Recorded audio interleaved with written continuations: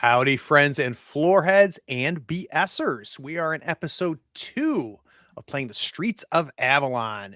We have got both Brett and Sean from Gaming and BS here. And before I hand it over to Brett, a couple quick plugs. One, if you do not listen to the Gaming and BS podcast, you need to fix that problem. It is my favorite RPG podcast, and the first thing I listen to as soon as a new episode comes out. But enough blown smoke. Brett, what are we doing tonight? I thought we'd play a little backgammon, a little something we haven't done in a while. No, I'm kidding. So a couple different things. This isn't like a production type of show here, right? So kind of the authentic, what I would normally do. So I want to talk about first things first. A few things that I'm doing that we've talked about off the mic. So I think we're gelling well as a group. Sean and I knew what I've played with Sean many times, but there's a thing I'm doing that some folks may see or think is being forceful or kind of a little over the top. And here's what I'm doing is as I'm trying to describe different components and pieces, I realized I was like looking at Roman, like I am quote unquote kind of telling Roman or telling Nick or Craig, this is how your character feels. And it's a bad habit, the language I'm using, but what I'm trying to do is say, this is how I perceive how your character would react based on the interactions we're having. We're going back and forth here. I so far haven't had to say, Roman, hello, are you paying any attention? Roman, Nick, are you with me, not man? at all. You know, so you guys are interacting. And because of that, I'm like, this is happening. The fear is overwhelming, blah, blah, blah. What I expect you guys to do, and I think Roman, you did it a couple times, is like, well, kind of, but, or you yes and, or you no but, and you kind of work your way around it. That's absolutely legit. I do not want to tell you how your character feels or what they think or do. What I've done over the years is that as I'm flashing different pieces and things around as I'm cutting from scene to scene, sometimes, depending who you are, you might be like, I don't know what to do because I just listened to Sean and Nick do this thing, and now it's my turn. So I try to pick out what I think is the most logical thing for you to do or might be thinking or feeling and throw it at you. It's yours to chew on. Ignore it as you will. I don't care. I promise you I will not be offended. The other thing I wanted to ask was, I don't think we talked about this before. I don't want to do like, we're not going to torture children. I'm not going to do the darker stuff. Now, there is some kids aspects here, right? We've got some kids like, where's my daddy? Oh, my mom is dead, and so forth. I think they're enough on the periphery, but I wanted to ask you guys out loud in front of all of us, is that okay? Or am I pushing any boundaries that y'all don't like? Is there anything I'm doing? I'm super sensitive to it, Brett, and you have not come close. Okay. I'll scream and yell. Okay, good. No, I'd much rather you guys do that. Yep. Honestly, as I said before, but I know that sometimes even a hint to some folks, and first time I played with you three, especially Nick, Roman, and Craig, I don't want to piss you off, and I don't want to offend or hurt you. Quite frankly, I have a tough bravado, but on the inside, I actually do care about you bastards, and I don't want you hurt. So, you've been using really well as you've been using the kids really well as fuel for the gaming fire, and not yet to the point of gasoline being thrown on it. Yep. Okay, very good, very, very good. All right, so last time we got together, I'll do a brief kind of what Brett, from my perspective, this is the stuff that I as Game Master, Dungeon Master, want to keep in my head. So we had the Butcher, Horace, the Baker, Mace, the Candlestick Maker, Lucian. There's a rivalry between all of these guys insofar as Horace and Mace, the Butcher and the Baker, were angling to take Lucian's place from him. He owns a good chunk of property right on the center market, right off of it, the little orange building there on the eastern end of the market. He doesn't do his candle business doesn't do great business, but it's the location, right? Ask any businessman or realtor. They wanted his thing. And Lucian's got 12 kids. You guys met Elsbeth. You met Mary Beth. And the other thing you ran into was that something bad happened, possibly some kind of a curse, something evil, mystical happened because both Horace and Mace were consumed by nasty, viscous green worms that devoured them and so on. There was explosions on the rooftops. I think because Roman was lighting Roman candles, lighting candles, explosions occurring, and so on. We had plenty of just different screaming, yelling, running, chasing. There was not a sword drawn. We didn't have there was no initiative, no combat, but there was plenty of activity going on. And at the end of all things, you guys kind of came around to the fact that Ronaldo, who's the street alchemist, was involved in some way, shape, or form by selling ingredients to a cloaked group of masked individuals, some little cult. And somehow that cult seems to be hooked up with Horace and Mace, the butcher and the baker, in their plot to get rid of Lucian.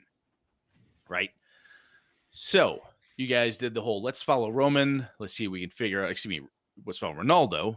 Everyone went over there, sorted through some of that stuff, press ganged him into revealing some information, found out there's a basement. The basement has the crawling, icky worm floor and glowing red eyes. Then in the meantime, of course, I needed a stall. So what I did was I pulled somebody in to make Craig run across the neighborhood, put some glowing red eyes down there and some icky worms to hold you guys off. Craig ran off, and you had to take a bunch of kids to the blacksmith. Yep. To dump them off because they're like, okay, where are we? What's going on? Kids weren't showing up. Oh my God. So you were kind of wrangling children to make sure they were all where they belonged. And that was kind of where we left it.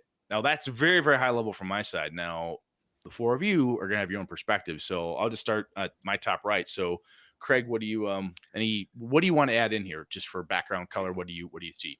Yeah, I think you captured it all, Brett. The only thing I'll add to it is it was made clear to me that the eldest daughter of Lucian, it could be back at the house and could be in danger. So as soon as I figured out that I've got 10 of his 12 kids safe at the blacksmith, I think we ended the episode with me hightailing it to Lucian's house to see if the eldest daughter's there. And I don't remember, that's not Elsbeth, is it? Who's the No, that's Mary Beth. Mary Beth, right? Mary yeah. Beth. She's the so oldest, I'm gonna my intent when we get started and the spotlight moves to me is I want to see if Mary Beth is at the Lucian estate.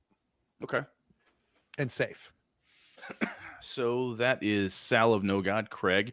Max or Sean, what's up with you? Anything you want to throw in? No. I'm trying to think of where Max left off. I think I don't know if I was in the square. You're in the house, aren't you? You're in the house. Yeah, you trying in the house. LT and I. Yeah. LT, Scout, and Max were back at Ronaldo's place. And then the kids, I had to pawn the kids off, get the kids out of there. Yep. Which is where you gave them over to Sal. Yep. Yes. All right. LT, Nick.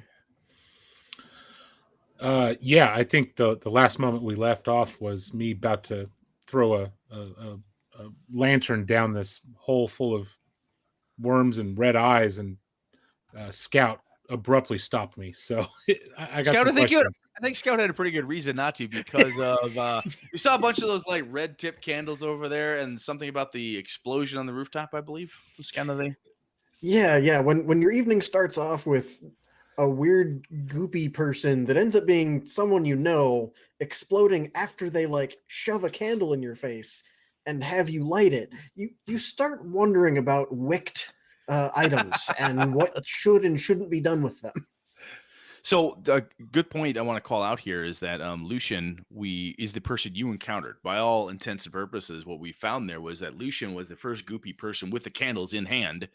We found the wedding ring that he had taken off of his dead wife. He's had that. You got that to Mary Beth. That was an emotional scene and so on. So okay, very good. Now, before we jump in the action, just so folks are aware that one of the reasons I like to do this little background is because I do not take extensive notes. I never have. Every time I try, I fail because I'm bad at it. And I'm like, you know what I'm going to do? I'm going to go back and listen to that episode. And that didn't happen. Life, work, and everything else gets in the way. However, kind of the reality of it is that what happened then, even if there's a bit of fuzz to it and we rewrote a piece of it here, I don't see that as an inconsistency. I see that as a wonderful piece, right? It's okay if we rewrote something, if we changed it, if Max was actually supposed to be on the rooftop 2 houses over, doesn't fucking matter because this is where we're at. So too old for that shit. Too old for that crap. Sean, do you remember the Max voice? Do you have the voice down? Oh, of course I remember Max's voice. All right, that was. Why wouldn't I? I just had a checklist of things. It's my voice after all. He's been doing the Sean voice up to now. Just want to make sure Max was still with us, so we're good there. All right, so camera's rolling. So what we're doing now is we're cutting right back to the action. So let's go over with Sal of No God. You are booking it over to Lucian's place. You're worried right now, as you just said, that Mary Beth is stuck there. Something bad is happening. Yep. All right. So are you going? My assumption is, when I'm looking at my little map here, you're going right across the basically straight line, quickest path to get there. Is that the idea? Yeah, I'm taking the shortest path there. I am not worried about who's in my way. Literally the only thing I care about right now is getting there and hopefully finding that Mary Beth is okay. And if not, then there's going to be trouble. Oh, Max, you talked to a lamplighter last session too. I did. You did. And you got rid of your Give little him my little ball. Give him your little icy ball. Yes. All right. So you book it over there. Outside the house, there is a staff is probably the best word. You would think almost like a fork or a pitchfork or a cross. It's a stick that's driven into the earth between the cobbles, wedged up there, and hanging off of it is that necklace that you gave Mary Beth. All right. Not good. So it causes me, I pause for a second. I'm going to go up to the staff. I'm going to immediately try to take the necklace off of it. Yep. Pop off. Yep. And then break the staff and throw it to the side, stuff the necklace in a pocket. And Constitution save, please. Oh, son of a bitch. Nice start, Brett. I'm not responsible. I was gonna say, might need to. Where's I might go that? towards Sean. Trying to remember where the saves are on our roll 20 sheets. Constitution save. Got it. Constitution. 7, not the best. So when you slap that thing aside, you hit it and it basically just devolves into worms. So you slap it. This is like, staffs into snakes, only this thing just explodes into these horrible viscous green things. They land on you. A couple of them burrow, bite, slime onto you, and they're going to do a grand total of 1 point of damage. Look at that. 6. You took hardly anything. you do the quick scrape them off type of thing, but you do take a little bit of damage from it. They hit the ground, just kind of squirm off. They dive. You can stomp them, squash them if you want, but they're just writhing around there. You do have the necklace in your hand, though. If they don't look organized They or do threatening, then I'm headed to the door. As I just make sure I'm checking my arm, making sure I got them all. Correct. You get up to the door. The door is, of course, ajar, and inside you can see Mary Beth on the floor, moaning and kind of rubbing the back of her head. Okay, come over, try to comfort her. Are you okay? As soon as you come and touch her, she does the whole scream, whirl around, and she starts just punching and flailing. Throw the arm. You're a big dude in armor, Yeah. so it's womp, womp, womp, womp. She sees you. She's got tears. She's like, "Oh my god, oh my god! I don't know. I don't know what happened. I came in and I think I saw Mother. I think I saw my mom, and then something exploded on my head. She has an obvious lump on the back of her head. She's been cold cocked. Somebody smacked her from behind. She's dead serious though. She swears she saw her mother there, and Mom's been dead for a long time at this point. So I'm going to try to stay on. Mary Beth, I'm going to take you to the blacksmith, but before we go, can you just look around real quick? Is there anything missing? Did whoever did this to you, whoever hit you, did somebody take something? Well, she was standing right there, and she points off in a corner. Yeah, and Mary Beth, your mom's dead, hon, and I'm not sure exactly what happened. I'm going to get this figured out, though. She reached out to me. Okay. She wanted me to hold her. I know. I need you to come back with me. We're going to go to the blacksmith. I've got your brothers and sisters are there, and I need your help. I need you to help them to make sure everybody stays safe. Okay. Will you come with me? Yeah. And then Mary Beth, I'm going to come back here, and I'm going to see if your mom's here. Okay. Okay. Good. Okay. Yeah. She's got the rubbery legs. She doesn't vomit. She doesn't have the concussion vomits, but she's got the rubbery legs. Takes you a little bit to get her over there. Okay. Back to our street alchemist. So Ronaldo is there, and he's still worried, nervous, twitchy, because this cult, these weird sons, this group, right? He's nervous about it. He's concerned. Remember he told you they access through the basement, these horrible worm things, and the original idea, like we said, was we're going to light a fire, burn the goddamn things, and then Ronaldo stop that. So what's the plan, guys? What do you want to do?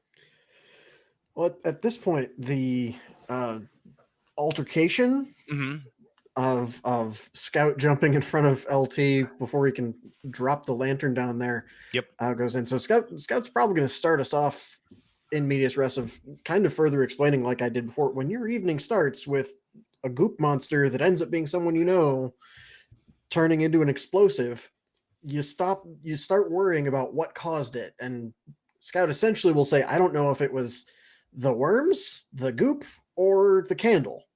Well, let's not play with fire, literally or figuratively, until we know more, especially while we're standing on top of it. That said, I do totally see with the stack of candles over there, with Scout being the kind of person that he is. He's probably doing this gesticulating wildly, and in the process, some of those candles are going to be gesticulated into his pocket. They're secreted somewhere up on your person. Yeah. Yes, absolutely. Max, what are you thinking, man? What do you want to do here? So I'm in the house with the crew. I'll look around the house, see if I notice anything that catches my eye. Yeah. Perception check. Furniture. Perception check. Perception check. An 11. Trebek. There is one. That's a nice homage. There is there's a little grimy window. The glass is mostly broken out of. The curtain, though, the rough cloth is pulled slightly aside, and you catch, as you go over, you lock eyes with the masked face. It just fades back in the darkness. As soon as you see it, it just does the fade. So if someone was outside looking in. This is on ground level. Absolutely ground level, yes. I hurry, rush outside, see if I can catch a glimpse of that. LT, Scout's like, hey, look, I kind of sort of got some of these in our pocketing, sticking candles wherever it is. He crams candles. LT, what do you see, right? Max does the look around, stop, and runs outside. Yeah, LT, just realizing that this trapdoor's still open, he's going to slam this thing shut, put the lantern up on the foyer, whatever. Yep. He's got some cuffs. He's going to do anything to kind of secure this thing in place. Got it. Okay. To kind of keep us safe from whatever. And I'm going to hightail it out and follow Max. Okay.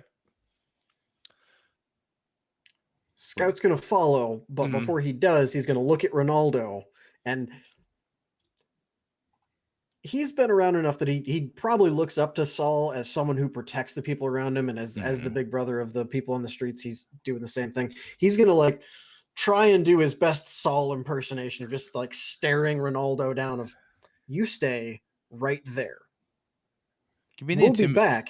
Yeah. And if you move, I'll know about it. And I'm going to give a couple of bird calls. Oh, okay. Are going to be talking to my friends outside, but this guy doesn't know what they're going to be saying. Got it. Give me an intimidation roll. I like the bird call. I'm going to Thank give you. me an edge. Nice. 12. So I dropped the DC on that pretty low because the bird calls, that's well known, right? That's the sound you and your crew make. So he was kind of in that just about to get up and okay, I'll sit right back down right here, sir. You're not sure how well it's going to hold him, but it will, at least for the time being. Cool. Okay. Max, you come tearing around there and you walk out in the mazy streets of Avalon, right? So just to the right, you see the ratty tatty greenish brown robe just kind of going around a corner down a very narrow alleyway. Make chase. Give chase. All right then. Yes. Okay. LT, you following the old codger as he's sprinting after him? Yeah, I'm imagining I could sprint faster, so I'm hoping he gives me the signal of who's looking, so I'm not sitting there just kind of jogging next to this guy. Max, have you said anything? What it is you're after, or no? Not at this point. Okay. So I'm LT, lightly jogging, going, Max, where are you going? I thought I saw somebody through the window, and they've gone down this alley. I hightail it. Okay. You gonna sprint past him? Yeah. He's wearing brown robes. end of the alley, dead end, there's a pile of brown robes and a greenish verdigris looking mask laying on top of it. I approach it.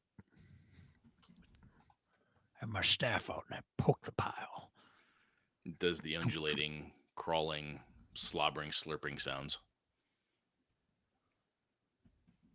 I take my staff and put it underneath the brown cloak and flip it over. Flip it over. All right, I need you and LT to make deck saves. Just in case a little splatter. Oh, look out there. Look out Oh. there. Sorry about that. Careful. LT, I need you my take save. you take 6 well. points of damage. God He damn takes it. it and Get he- out of the way, and he- sir. and Get he- out of the way, he son. Flicks God. this thing, this moldy, moldering robe and mask go up, clang off the wall, and nasty green worms just go flying, flicking all over the place. A bunch of them land on you and start burrowing in. You take 6 points of damage. There is Max. So apart from that, you also catch a glimpse before you hear LT's very outraged shrieking. The critters are. There's a grate. There's a grating in the at the end of this alleyway here. It leads down into the river Styx in the sewer system, and the worms are basically just working their way down there. LT, what do you want to do? I'm freaking out. I'm trying to get these fucking things off me. Okay. There's nothing about it. I'm pissed off at Max for flicking this shit all over me. Calm down. Calm down. Here, let me help you with that. Jeez. God damn it, They're Max. just worms. They'll be fine. Just don't let them get in your ears or your mouth or your, other holes in your body. You know what I'm talking about. Scout, you following these two, I assume? Or Yes, you just for gonna- sure. okay. I'm definitely going to be. I'm falling back on my usual instincts of the streets of they're visible. I'm Mhm. nearby. I'm in the shadows, within range to help if necessary. Okay. But mostly I'm watching their back. I think.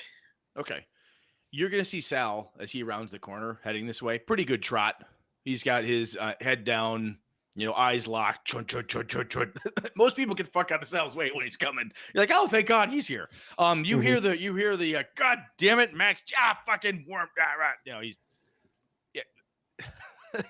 poor LT's losing it down there. And Max is trying to calm him down with words of like, calm down, you big baby, which is apparently not working a whole lot very well. So I'm gonna wave Sal down. I wouldn't go so far as to like jump in front of him because he's like a Mack truck coming down the street. But I would wave him down and if he would give me the option before launching into what he's trying to do, I would tell him, Ronaldo's right back there. He's scared into his chair for the moment, but we saw we saw what we saw and we're running after it, and they're causing a mess apparently. Yeah, and as I was running towards you, Scott, I'm imagining I gave you the where look, like you point me where I need to be, and so I just immediately boom head towards it. I hear the screaming from LT, and you also hear the Max. screaming inside the building. You hear Ronaldo scream something like, "Oh God, no! This was not part of the deal!" And then there's a horrible ruckus inside the building, and then a gurgling and a wham! Something hits the wall to fucking shake. Some large body, perhaps, thrown full force into the wall, cracking the boards. I hear that and I head that way. Okay, Sal. I'm going to assume that, like, okay, he pointed me here, so this is Mhm. where I'm going to go right now, and then now I've got, two things I need to worry about, but I can only do one thing at a time. Okay. So LT, you're able to scrape these suckers off you. They hit you. They do some burrowing action. You're able to pull, pluck. Max is ripping and tearing, and you're able to get them off of you. You're going to suffer another 1 point of damage only. A little D4 there, just as you're pulling and tearing. These things are just nasty, burrowing, biting little things. You're able to get them out, stomp the fuck out of them. By the time you and Max have that under control, the rest of the worms have fallen down the grate. The cloak is there, flopped off on the corner. The verdigris mask is laying on its side, and you hear thump, thump, thump, thump, thump, thump, thump down with the Sal thumping, and he comes roaring down there, maul in hand, and sees the two of you and a crumpled up hood and mask. You guys also hear in the distance that other shriek, that other yell. You can't make out the words from where you're at, but there's definitely action the other direction as well. You two okay? Oh, fine. Fine, just fine. Yeah, Max is fine. God damn it. Still So- feeling icky and gross, and As soon as that registers, I'm heading back to the house. Okay. The kid doesn't look so good. I've got something for me to help him out. Scout, you cut in through the door, and you see Ronaldo just crumpled up on the floor, leaning up against up against the corner of the wall, right where the wall meets floor. He just smashed into that corner. There's a streak down the side of the wall. He was thrown into it just on the side of where the window is. Hit that hard splatter and thump where he landed. Something with force crushed him hard up and into there. The trapdoor is open. No quick last minute sight of anything that. No. Okay, so whatever did it quick. You do hear, I mean, when you come in, the trapdoor, to be clear, the trapdoor is just like finishing its bang, bang, bang, bang, bang. Right. Okay. Somebody just came in, pounded the door open, pow, pow. It's bouncing as the wood bounces as it does, right? Crushed Ronaldo up against the wall and then ducked back down. Didn't shut the door, but just finishing up its. Okay. With that, with no one further being in the house, seeing that, Scout doesn't want to go look in it because that very clearly could have happen again. He's gonna whip out a candle, light it, and chuck it down there. I don't want anything to explode. Easy, LT. It's my job. So you throw the grenade. If anyone's going to throw a grenade, it's going to be me. All right. So yeah, he's gonna chuck it down there and then jump out the door again. you hit one of the candles and it has that telltale spark, sputter, just like last time. It's like, oh yeah, I know what this is. So you throw down and then leap out is the idea. You want to go out the window or you want to go out the door? The door. Like I basically want to take a step or two in to be able to be sure that the candle's trajectory is into the hole. Okay. Out and pull on Sal's sleeve with me. So Sal, you're rounding in as he barrels into you, knocks you backwards. You guys go down, tumble of limbs. And he says, boom, and roll off to the side as kablam, and the sparks fly. The same explosion you heard before, slightly muffled because it's in this basement area, and it's only one candle as opposed to the fistful last time. But there's sparks aplenty. Boom, that horrible smell, that sulfury burn is there, and the smoke billows out for a little bit. What the hell, Scott? Ronaldo's dead. Something Yeah. before that happened. I'm like coughing and like getting up and brushing myself off, trying to help Sal up and explaining. I'm just like, he was dead, crushed against the wall when I went in there. Whatever did it had already gone back down the trapdoor in the time it takes the door to fully open. I wasn't looking down there, and now we know for sure the candles explode. So LT, you come around with Max. You see the smoke billowing out, and you see Roman. I'm assuming maybe has a slightly sheepish grin, maybe not. Totally. Like covered in soot. It's a thing I did. Yeah. yeah, LT rounds that corner and is just utterly defeated that he didn't get the opportunity to do that earlier. I was like, what the hell? What the hell just happened here? Where'd all the smoke come from? Pointedly not meeting LT's eyes. Just nothing. So good. Alchemist is dead. Something went back into the trap door, and Scout thought it'd be a good idea to blow it up. That's where we are. And if I'd like to start, going like this and like trying to figure out whether we can make it back in there or not. Oh yeah, you can wave the smoke off. It starts to settle, dissipates fairly rapidly. You're able to get in. It's like 4th of July smoke. It hangs a bit. It's not sticky, tarry stuff. You can kind of wave it aside. A couple of the locals, right, are popping out like, is everything okay? So people are coming out into the alley, looking down, looking around. LT, is everything okay? Sal, should we be worried? Everything okay down there? Yeah, Get it LT back will in the go. houses. Yeah, LT's going outside. I'll corral everybody and I'll let them know where to go. Go back to we're good. We're investigating something. Go back to your homes. The guy on the second floor who was renting the rooms above Ronaldo's like, there's been a lot of funny things going on down there, and I hope you have bodily thump thump thump. You need to look into this, LT. I mean, you're not a Griffin now, but you used to be, and I paid, I paid a lot of taxes to make sure that people like you would make sure people like me were plenty safe. So I'm gonna kind of give him the stop and say, Max, come here, put this guy to sleep, please. We gotta separate from this. If he keeps going on, I put him to sleep. He'll slow down eventually. So LT's doing crowd control. So apart from that one guy, a few other people like, oh, are you sure everything's okay? Bucket brigades kind of started. Fire, closed city. People were panicking as before. Kind of got that calmed down. Takes a bit. So Sal, Scout, and Max, you three go back into Ronaldo's apartment. Yep. Okay.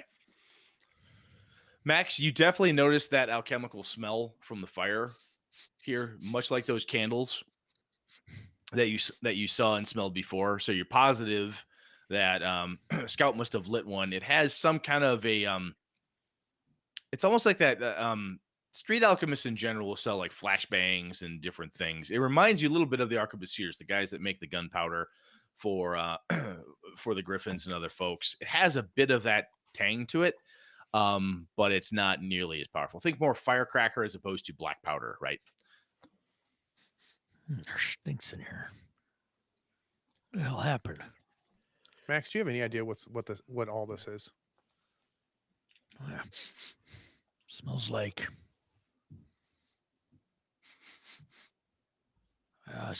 firecrackers. I was waiting for smells like victory. What were you and LT chasing? There's a gentleman I saw outside through the window, and he was fleeing. He's peering through the window. Caught a glimpse of him with his robe, but then we got him to the end of the alley, and he had disappeared left a mask and a robe and a bunch of worms that got all over LT. You may want to check him. He doesn't look so good. How about LT just looks angry, by the way. robes like Ronaldo was talking about? Yes, I believe so. So what's the situation inside? What are we looking at here? What's going? It stinks like holy hell. Somebody let something off. Who's that? Who burned this? Somebody burned Again, something. pointedly not looking at LT. Scout will kind of once again assuming the quieter, out of the way, child of the streets idea in his posture. Goes, Saul and I were running in here. We heard something attack. Something happened to Ronaldo. I saw him like that, squished up against the wall, and the trapdoor had like just finished opening all the way. So I wasn't gonna take a look in there when something might be ready to jump out again. And he just kind of gestures at the candles. How many candles are there? 1, 2, 3. How many? The pile is substantially lower. You only see a couple left. The explosion may have knocked a few of them around, but it's only 2, 3 left.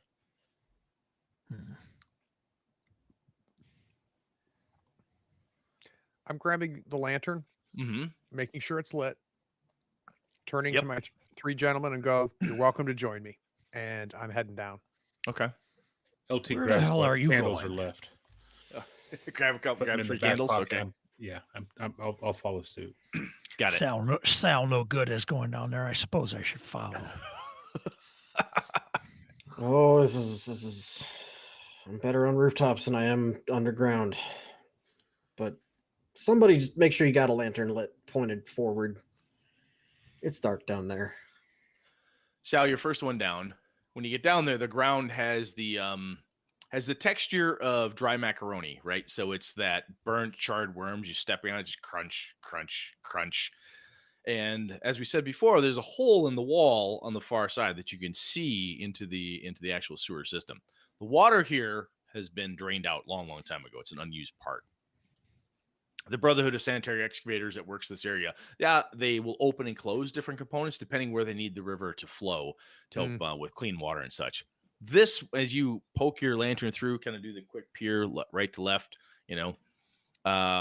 it hasn't been used in some time. The ground is very dry. It doesn't have a moisture feel to it, right? It has a little bit of that dank underground, but not a river. The other thing you do notice, though, is that there is a definitive trail of slime, like a very slimy. You would think if it were a snake doing it, it's probably, I don't know, about 3 feet in diameter. Okay. Right? Just kind of slithering down. It has a very serpentine motion down the passage. It goes right off to the right-hand side. Left-hand side, at the very extent of your lantern's light, you think you see a cave in. You're not sure. Or a blockage of some kind. You'd have to go down and check. So real quick question. How confined is this, Brett? Would I be able to still use my mace at this point, or do I need to switch weapons? You could absolutely use it here. Yep. It would Okay, be it would be shorter. You'd be like, thumping with it, short chops with it type of thing. You're not going to do the massive overhand swing, but you do have about a 6 to 8 foot, depending where you're standing. It dishes out in the center, but if you're in the middle, you got about an 8 foot ceiling. So I'd prefer not to make a ton of noise with this and just kind of signal to the guys and point it out. Okay. The trail, and hoping that all three of them follow me because I'm headed. It'd be great if I didn't do this alone. Yeah, definitely gonna follow. Even with as much as Scout was like making it sound like, oh, I'm not down with this. Like, he's mostly trying to, as a matter of course, he tries to not have people remember he's a half elf because it picks him out of a crowd. Mm-hmm. So he's now actually going to make sure he's near to where he can see further than the lantern with his dark vision. Got it. Okay, so you're going to kind of sidle up to Sal a little bit, and so you can just get the other vision. Max, where do you want to position yourself? I'll probably be behind no good. Or no god, depending what you say. No good. I like that. Sal no good. Brett, when Scout gets up here, one little surprise. Scout typically is not my frontline guy. But as soon as he does, what I'd like to do is I'd like to put my hand on his shoulder and try to cast resistance on him. Easily done, unless you want to resist it, Scout. My assumption is that you'll allow the Yeah. the holiness to wash over you. Yes, there we go. So just real casual, just kind of touch his shoulder. And whether he's experienced it or not from me, I don't know, but I want him to have that. So Okay. I'm good. Keep moving forward. LT, what are you doing? Hold up the rear. You want to push yourself up front? What are you thinking? Yeah, I'm gonna walk up next to Scout. Say, sorry, Scout. This is my wheelhouse. Let me jump up here. And I'm gonna be right there next to Sal. Okay. And We same should thing. have everybody up front other than the person named Scout. All right, I want Scout in the back, and I want rear guard up front. What did we just say? What just happened here? We're just awesome. in reverse the whole way down the Exactly. It's tunnel. kind of a retreating advance is what we're doing. We're advancing backwards. And as soon as LT kind of takes Scout's place, I kind of make eye contact with him and give him the nod before I touch his arm to do the same thing. I want to put resistance on him as well. Okay. I gave him a second thought because of what Max did to me earlier, but I let it happen. All right.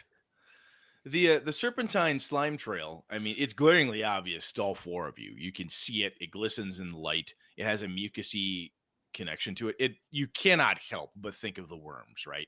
It has that same type of feel. It doesn't have the almost bioluminescent green that you saw before, but it has that same viscous consistency. As you go down, you notice off on the left-hand side, there's a section here of the normal bricked up wall that the X Brotherhood keeps nice and clean and so forth. It is broken away, chipped off, smashed aside, and there is a doorway, like plain as day doorway that looked like it had been bricked up, Casca Amontillado style, right? So there's a hidden doorway there. The door is open. It is this ragged, moldy, wet, dry rot wooden thing. You're pretty sure if you leaned on it a bunch, the only thing holding it in place is the rusty, verdigris over iron bindings. You get a little extra shove. LT looks at that thing too hard. He's going to snap it in half, right? That's been opened up, and that trail winds its way directly down there. It does not go any further down. Mm-hmm. At the extent of the lantern, and even with the extent of dark vision from Scout, it just goes on. You're not quite sure how far it goes, or if it's taking windings and whatnot. You guys haven't been underground a whole lot, so for all you know, you could have gone down and been slightly veering off to one side. It was like a hard 45-degree angle type of thing, right? But you could have been hooking one way or the other, you know. So you're not quite sure where that'll end up. But anyway, the path leads through that opening in the wall. You ready, LT? Yeah, LT pulls. He's got a pike on his back. He's pulling it out, getting ready for whatever's to come. Max? We're just lucky we're in a clean area, it seems. This could be a lot worse. We could be up to shit to our noses. Some parts of town are terrible. Now, Max, as a sage and learned person, you know that what Avalon is built on is kind of Avalon, right? So it's built upon itself throughout the centuries and whatnot. There's older pieces underneath it, dungeons, buildings, and other things from the ages past. There's supposedly even an ancient dwarven settlement somewhere underneath here, or old kingdom of some kind. You've gotten to, by the time you get up to that door, I'd like you to give me an Arcana check. This will just give us well, let me decide how much detail I want to hand you here. Oh, 25. Good God, natural 20. Give me all of the detail. You're going to give me all the details. All right. That door had a word on it that is failed. You assume through age and rot, but the door itself was at one time wax sealed with a black wax, some kind of a salt and brick dust type of combination. It was designed to keep something inside. Okay, this thing was put here. It was a natural door on purpose, with the reason being that's here. Keep this thing in behind it. Blah blah blah. It's like mystical on top of other arcane reason why. There's enough pieces and parts here. You can't read the script anymore. It's just so faded. But something was locked away behind this door.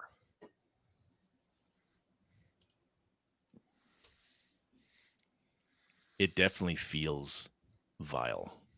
When you get up to that threshold, Max, you do not like this at all.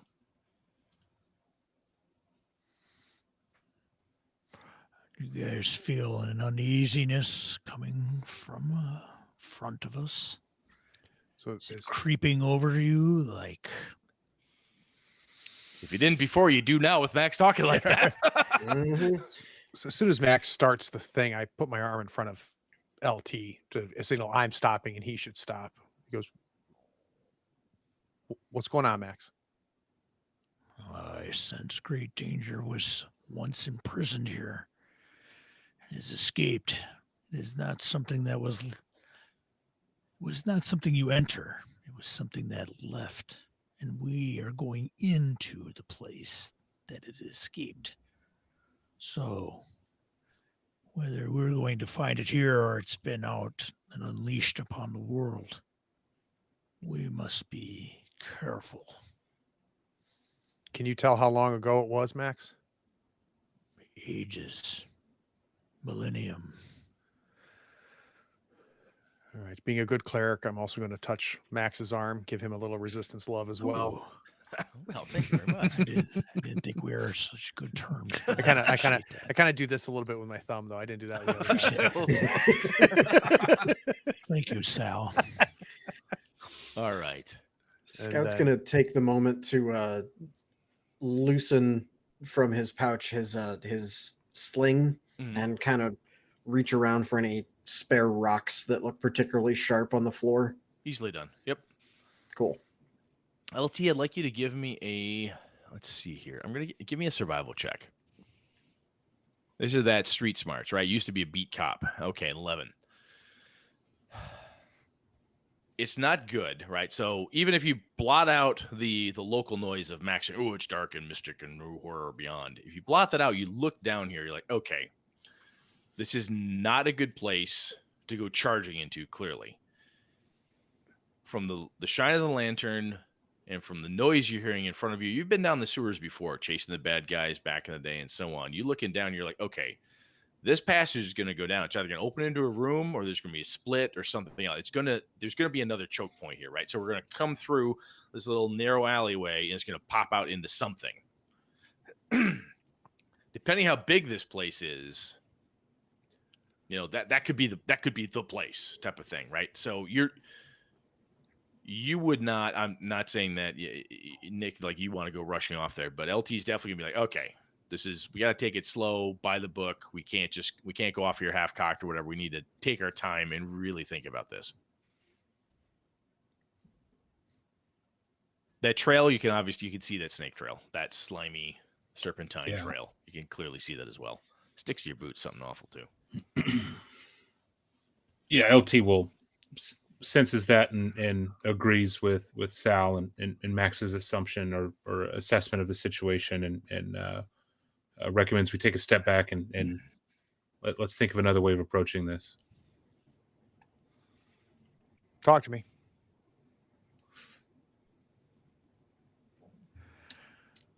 I don't know if we have a choice. We may have to go forward.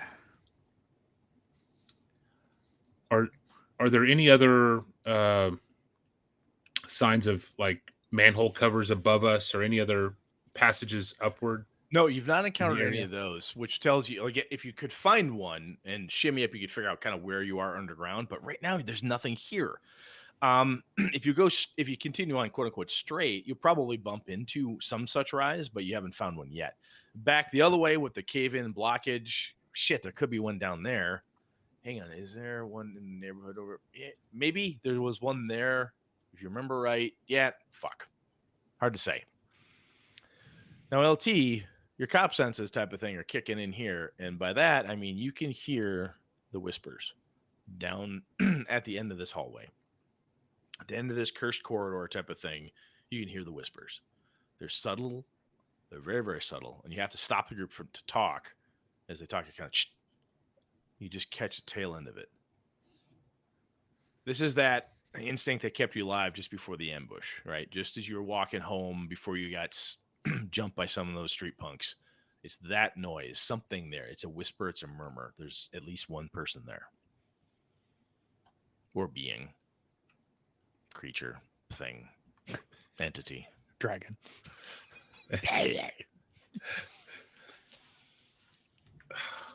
It's just LT candles in my back pocket.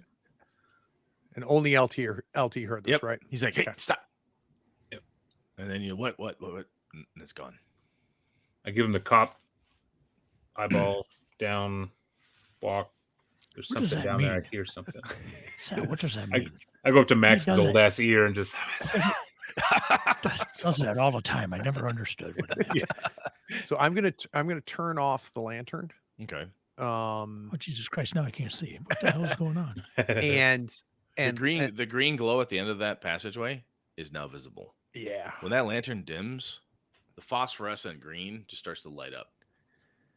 And I'm gonna turn to you, Scout, and I'm gonna give you the I already know, so just look and tell me what you see. Look, like you may not have realized that I knew, but I've known. Yeah. Gotcha. Yeah, Scout's gonna sneak up. There's, if you can see on roll 20, there's two of these standing there at the end of the hallway. Oh joy! Yeah, once I can they're tell what ragged, those are. Yeah, ragged skeletal bodies. You can see the worms crawling out of the eyes and the mouth, whatever's left of the mummified, desiccated body. These do not have the goopiness that you saw before. These look older. Very, very old. They have not moved, but you can see the mouths up and down like they're talking, but you hear nothing. You can see the worms plain as day. Yeah.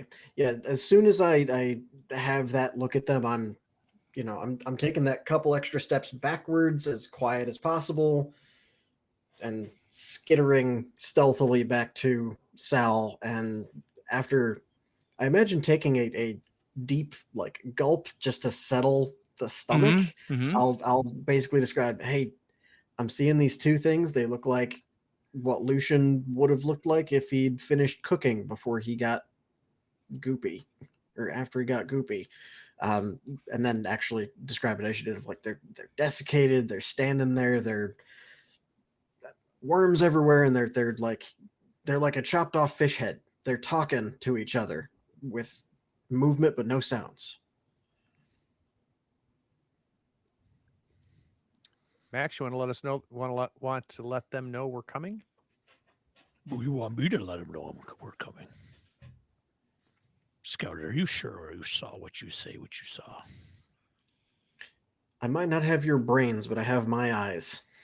Fair. True. Not many do. Smart ass. And Max. thankfully, not many have your eyes. Well, these cataract things are perfectly fine.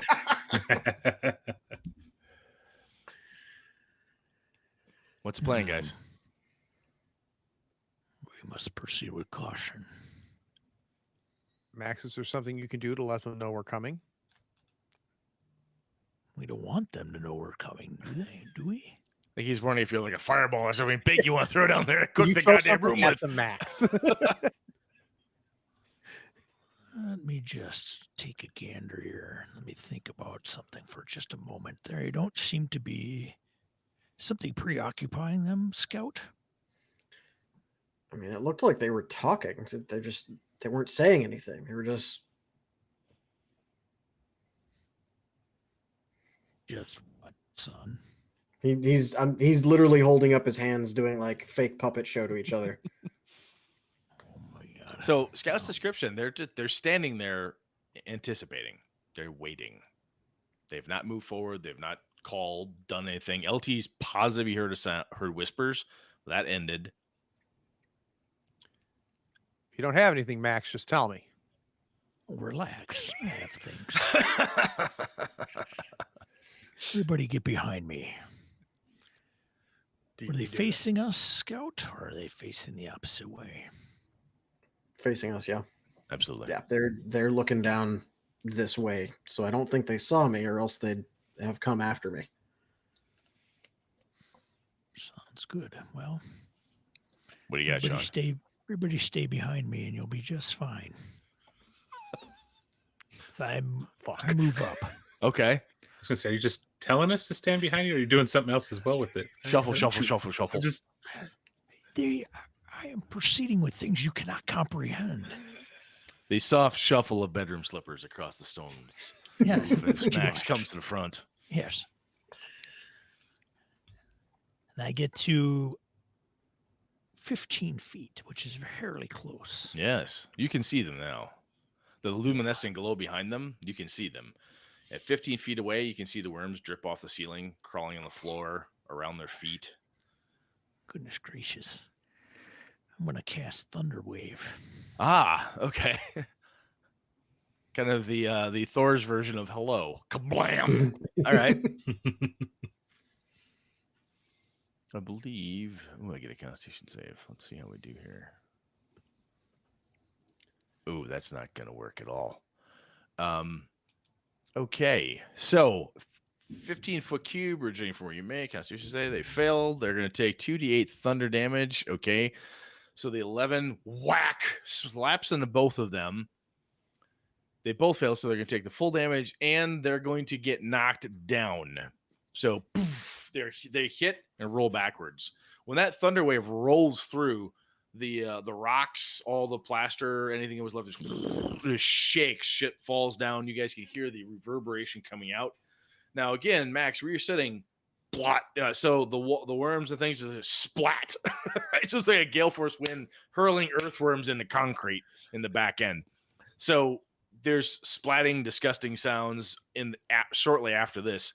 The creatures land. The two undead hit the floor, slam up against the far wall. They stagger back up. They appear no worse for wear. Hard to say. Undead don't really crawl out much. Don't bleed. They stagger up. One of them, the left arm is completely gone. The other one seems to be missing his right foot. And they start hobbling, moving towards you. And now you can hear the hissing and the voice is rolling over. So Max, I need you to make a wisdom save, please. Ooh. Wisdom save. Over we 16. go. Very good. Okay. Max, they are basically worming their way into your brain. There's a feeling of soft, pliable nastiness, like just caressing the inside of your mind, just trying to pull you into whatever it is that they want you to do. They're definitely trying to charm, command something for you to do, but you shake it off. Far too smart for such chicanery. You shake that off, and you're able to do whatever it is you want to do. Do you want to stand and fight, or do you want to back up? They're approaching. Gonna stand and fight. Are you? Okay. Gonna tell anybody what's going on? Can they see? Can't they see him? You're standing in the way in the narrow hallway. Oh, they're coming to us. They're coming towards us. Brace yourselves. I'm going to very politely shove the old man aside, and I'm charging in. All right. You gonna roll up on them? Yep. They don't put it. They're not fast. They're just plodding slowly but surely. That zombie inevitable type of motion. You're rolling up on these things. You've got them all. You come up on it. Roll the hit. Damn, that sow got in my way. That Easily son done. of The a AC bitch. is only 12 on these guys. So splat. Very good. I need you to make a dexterity save, please. That's bad. Not so good. So you will take 6 points of damage as a shower of worms explodes off the body when you hit it. Bam! They come flying at you. A few of them hit you, and they start digging and they start burrowing, and you take the 6 points of damage. Yep. LT, what are you doing? LT's going to go after the other one. He's Okay. got his pike. Now Pike's got reach, so the nice thing there is you can kind of do the old thrust. Right. Yeah. So I'm going to go and just plop, try to get him. Okay. It's at AC 12. Nice. 17. Should roll damage separately. No, hit the word pike in the on the chat. side and in the chat. Hit the pike word. It'll tell you Gotcha. it does 12 There it points is. of piercing damage. There you go. Actually, Craig, if you would go up and hit the maul damage, I forgot to have you do that. Yep. Oh, why didn't it show the damage? I don't know. Should be just. Let me see if I can do this. Are you hitting Here, maul If you're in blow? chat I there, could- I did it for you. 6. Okay, it's weird that it's not. That's okay. I'll So figure it 6 and 12 over there. Okay, so you stab that one through. Worms fall off of it with the reach of the pike. They fall short of you, so they slap, hit the ground, everything. The worms just kind of kick and flail around, easily to stomp on. At this point, you thrust it through, rip the pike back out, and the refold. You've damaged it. It shakes, moves across. You hear the hissing voice and so forth. Scout, make a wisdom saving throw, please. Alrighty. And remember the resistance. if you need it. Yes. So So yes, resistance. So how do I add Holy 1d4? bastard, resistance. Roll a d4. Just Just do a /R 1d4. Thank you. damn you and your resistance.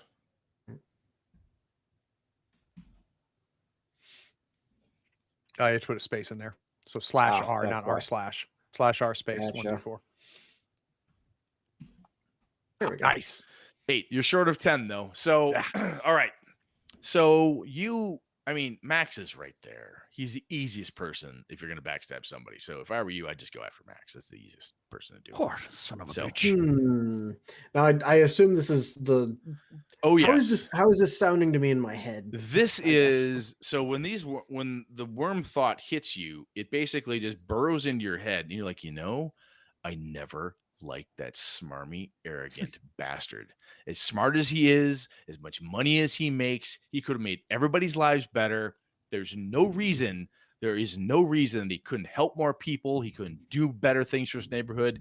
For a fact, he probably, you've got a litany. It's that the images are running through your head at the times he didn't give the time of day to that widow. He should have helped that guy. The brewer, he wasn't able to make rent that time. God damn it, Max. How come you didn't? And the knife is in your hand now. Okay, that was really what I was going to say. Is this coming over me like a wave of I'm just going to swing at him with whatever I have, or is this going to be a more of a grab knife? Oh, this is grab knife backstab. Okay, Stab him. cool. Grab knife, backstab. Da-da-da-da-da. Dagger. Well, 25 will hit him. Maybe a little bit. Well, you get backstab damage on that too. Yep. I'm down. So 8 points of damage that take you down, Max? Yes. All right. Oh, son of a bitch! And again, I would imagine like that's one hand, and then out of reflex, since I'm working on that as well right now, his wallet is coming into my other hand and being squirreled away. It's the only thing that makes sense. All right. So once the dagger's in and you've picked his pocket, the dagger comes back out and it is gone. All you see in your hand is a bloody knife, and your buddy Max is on the ground, unconscious.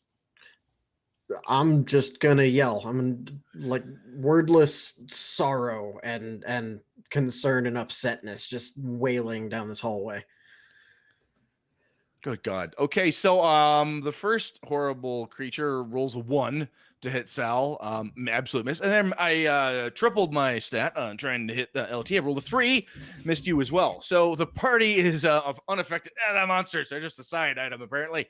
Sal and LT, you hear the from the old man as he hits the ground, and then there's a sobbing, wailing, oh my God, from Scout behind you.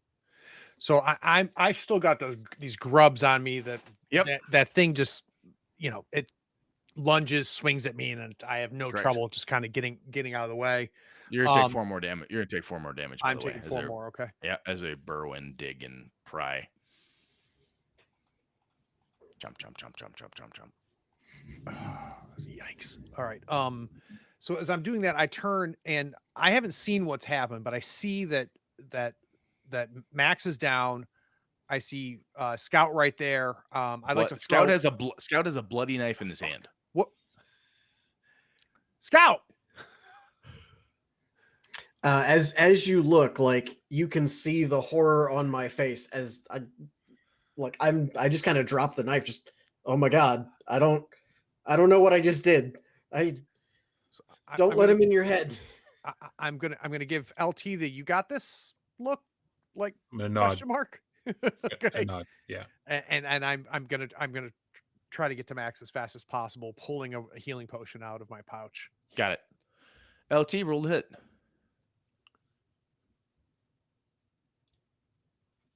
Hit. Only need a 12. 7. You total out the first one you went after. Thrust. This second one comes in right underneath the jaw. You pop its head completely off. It just collapses. It stops moving. The worms in its on that one start to kind of shrivel and just dust up, right? So the worms that were connected to that creature seem to have no effect. The other one, of course, swivels over to you because you're the closest thing. Sal, you're walking over. You're just going to splash the old healing potion on him. Yep. Immediately get to him, pop the cork. Okay. Hey, Brett. Yes, sir. I think I'm going to use my action surge here, knowing the situation. Okay. Which allows me to take another action. You want to go fight the other one? Yeah, I think I just it's my turn to try to tackle both these things at once. I think I need to do that. Perfect. Good move.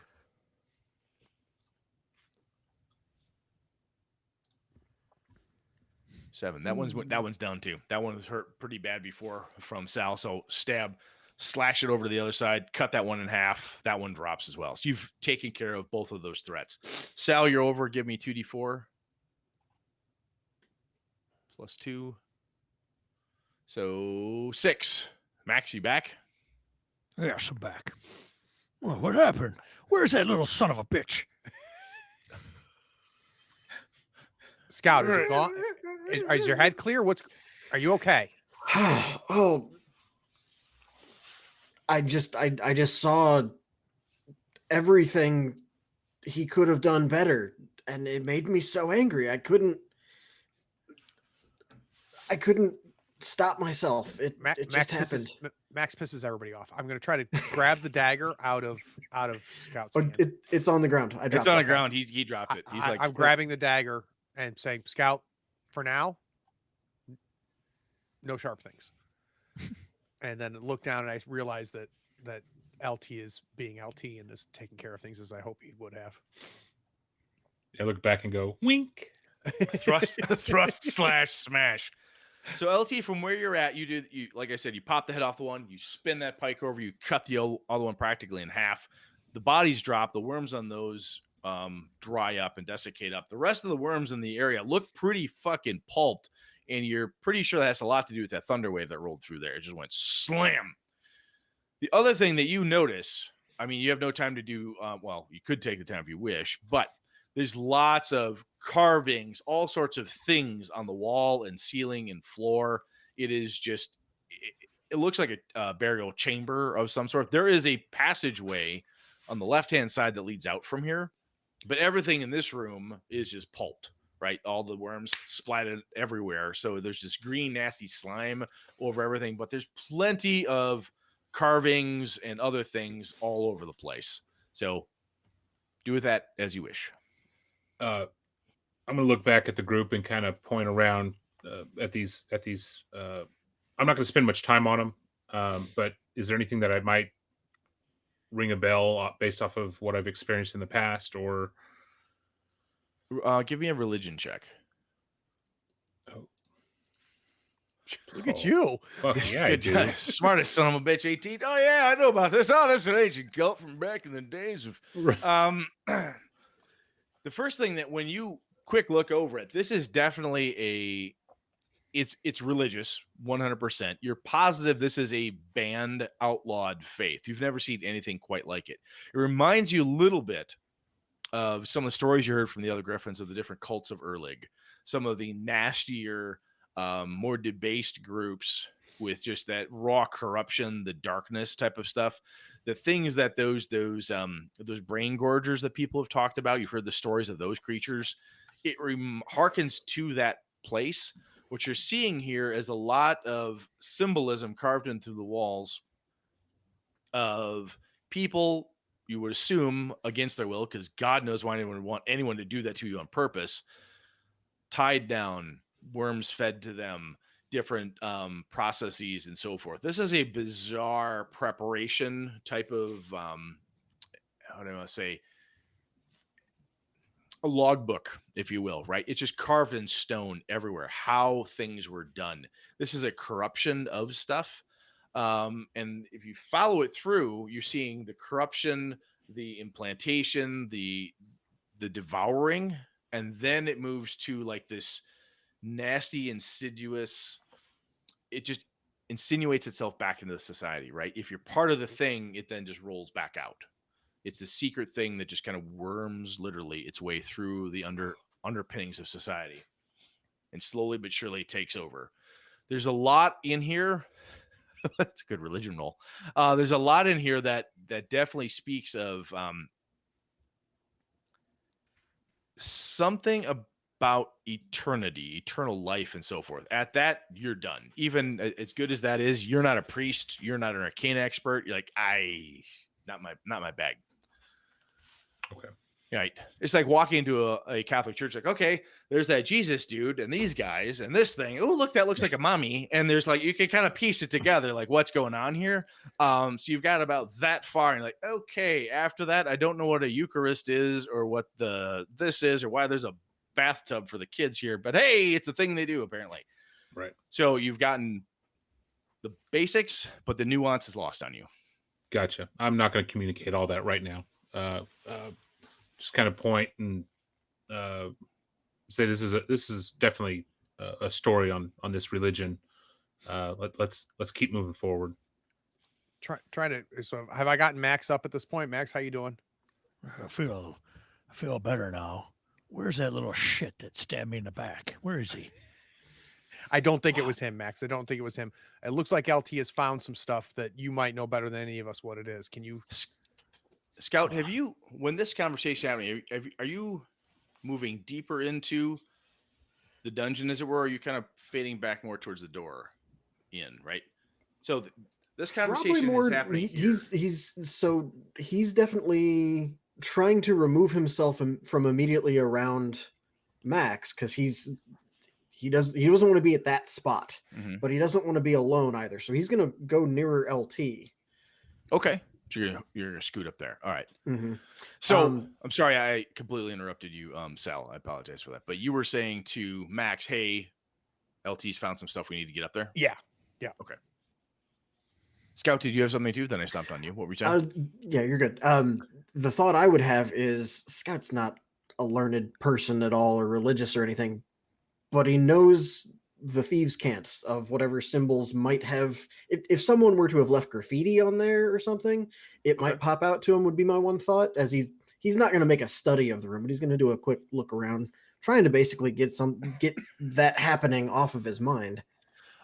There's some gems in the wall. Do you think that looks like silver? That could be. Ooh. So that hits you. There's treasure here. You note that, but there's no graffiti or anything along those lines. Max, you going into the room? Yes. Sal, give me a religion roll, and Max, give me a arcana check. Not bad. Arcana fails you. You're shook up. You just had a man stab you in the back. Had a rough night. So, Sal, you've studied, you've seen, and so on. This is definitely it's an evil cult. There's no two ways around it. You've heard this type of thing before. What brings to your mind when you see the symbology here of the grinning skull repeatedly with the worms, and all you can think of is Sons of Caius. It has to be them. It's one of the most debased, oldest of the Erlig offspring type cults out there. The whole purpose of them was, again, through this infestation, worming their way literally into the minds and so forth, controlling people, right? Depending how bad things would get and so forth, when you died, you became one of these creatures and so on. The gooiness, the weird, that it's like outside the knowledge of what you have there, but you're like, this is the Sons of Caius. This is what this is. I understand why this would be locked away, why someone would not want this to come out. This is horrible. Absolutely horrible. The other thing you know for a fact is that when the normally when the sons were captured or caught by any of the Church of Odin or even the temples of Poseidon, they would burn them. That was the cure. It throws you very much off from like, why didn't they do that here? Right. So there may be a reason or something. And again, I'm not trying to put the words in your mouth, but your character's going to look at that and go, as an expert in this, why did you just lock it up? That makes no fucking sense. So Max, you were right about this getting locked up. Does everybody have fire? Who's got fire? I've got this lantern. I turned to Scott. You took candles, right? He just starts pulling out a couple of them, make sure everybody has at least one. He's got half a dozen. Yeah. LT, you got candles? LT, being an honest man, will show you the 3 that he took. Thought about not going anybody and get the other ones, but when Scout, like, not looking Max in the eye, like hands him the candle, that hand is also going to have Max's wallet, which he has found. He took and just, I'm sorry, I didn't know what I was doing, and just And you should renew your driver's license.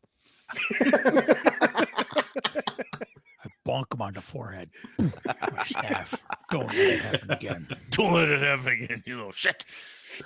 All So right. those dead, that's not the slime trail. Nope. So that's not what brought us in here. Nope, that goes so down the other passage. Okay. So is this pretty much dead end here then? So There's a passage out of here, right? So it comes in here, and there's another passageway out. Gotcha. And the slime trail goes that way? Correct, it does. All right. Is this a good time to break, Brett? Absolutely. I was just going to say, let's take the break Beautiful. right now. All right, let's take a quick 10-minute break real quick before we go to the break. On the break, if you haven't followed, let's give it a follow, like and subscribe. Also, hop over to Gaming and BS and make sure you're subscribed to their podcast. We'll be back in 10 minutes. All right, we are back. What's All next, right. Brett? So you guys you've gone down the ancient part of the river Styx, the old sewer system held by the Brotherhood of Sanitary Excavators. You found a little unused section, as I said, a hidden door broken open. We found out that between that, there's some arcane locks, so on and so forth. Something was walling, keeping this thing in. It's the Sons of Caius. There's this horrible debased cult, worm based. They basically come through. I keep saying basically. They literally come in and control people and take over and so forth. It's disgusting, right? You've seen their handiwork. At this stage, you're in the room. And this is the room at the end of the original hallway, the first little hall. A square area covered in worm slime, thanks to Max's thunder wave splatting everything. You've killed two of the undead creatures, and you found another passage out of here. And I think Max has perhaps forgiven Scout. Whether Scout has forgiven himself, we don't know. But Scout really didn't mean to stab you in the kidneys quite so hard. What is You the only need lighting? one Oh, anyway. go ahead, Scout. Nothing. I was just kidneys. You only need one anyway. You'll be fine. So the lighting in here is all phosphorescent. So it is very bright. So the fun part about this is, like, I know somebody out there is like, phosphorescence really isn't that bright. And I totally buy that, right? But what's cool here is this is a supernatural glow. So it is this nasty, icky green, it reminiscent of phosphorescence, but it's much brighter insofar as you feel like you're in a green room with a green light. Shiny. You can see detail and can see different things. Excuse me. As Scout found when he came in with his thieves' cant, kind of looking through just in case you could spy something, there's treasure buried in these walls and so forth. It's hard to see with this light, right? Now on the left-hand side out of here is a passage leading down. That passage, there's no door on it, and you have not gone anywhere near it to see if there's, what do you see down the passage yet? But that's what is ahead of you. Does it seem like so? Is this glow isolated to this room? It doesn't continue down the passage. Is that It does right? not look like it continues down the passage. That passage, it stands out because it is so fucking pitch black. Got it. Right? Look, green, black. That's black on black with black accents and a black highlight. So very dark. I'm going to go back to wherever I set my lantern down. Okay. Relight it and then try to lead the way back forward, following the green slime. Okay. While he's doing that, Scout is going to look for a spot on the wall, if one is to be found, where there's no goop over the treasure, and he's going to pull out his thieves' tools and kind of go through what I imagine to be like a key ring of different tools of something that could maybe pry a gem out of the wall.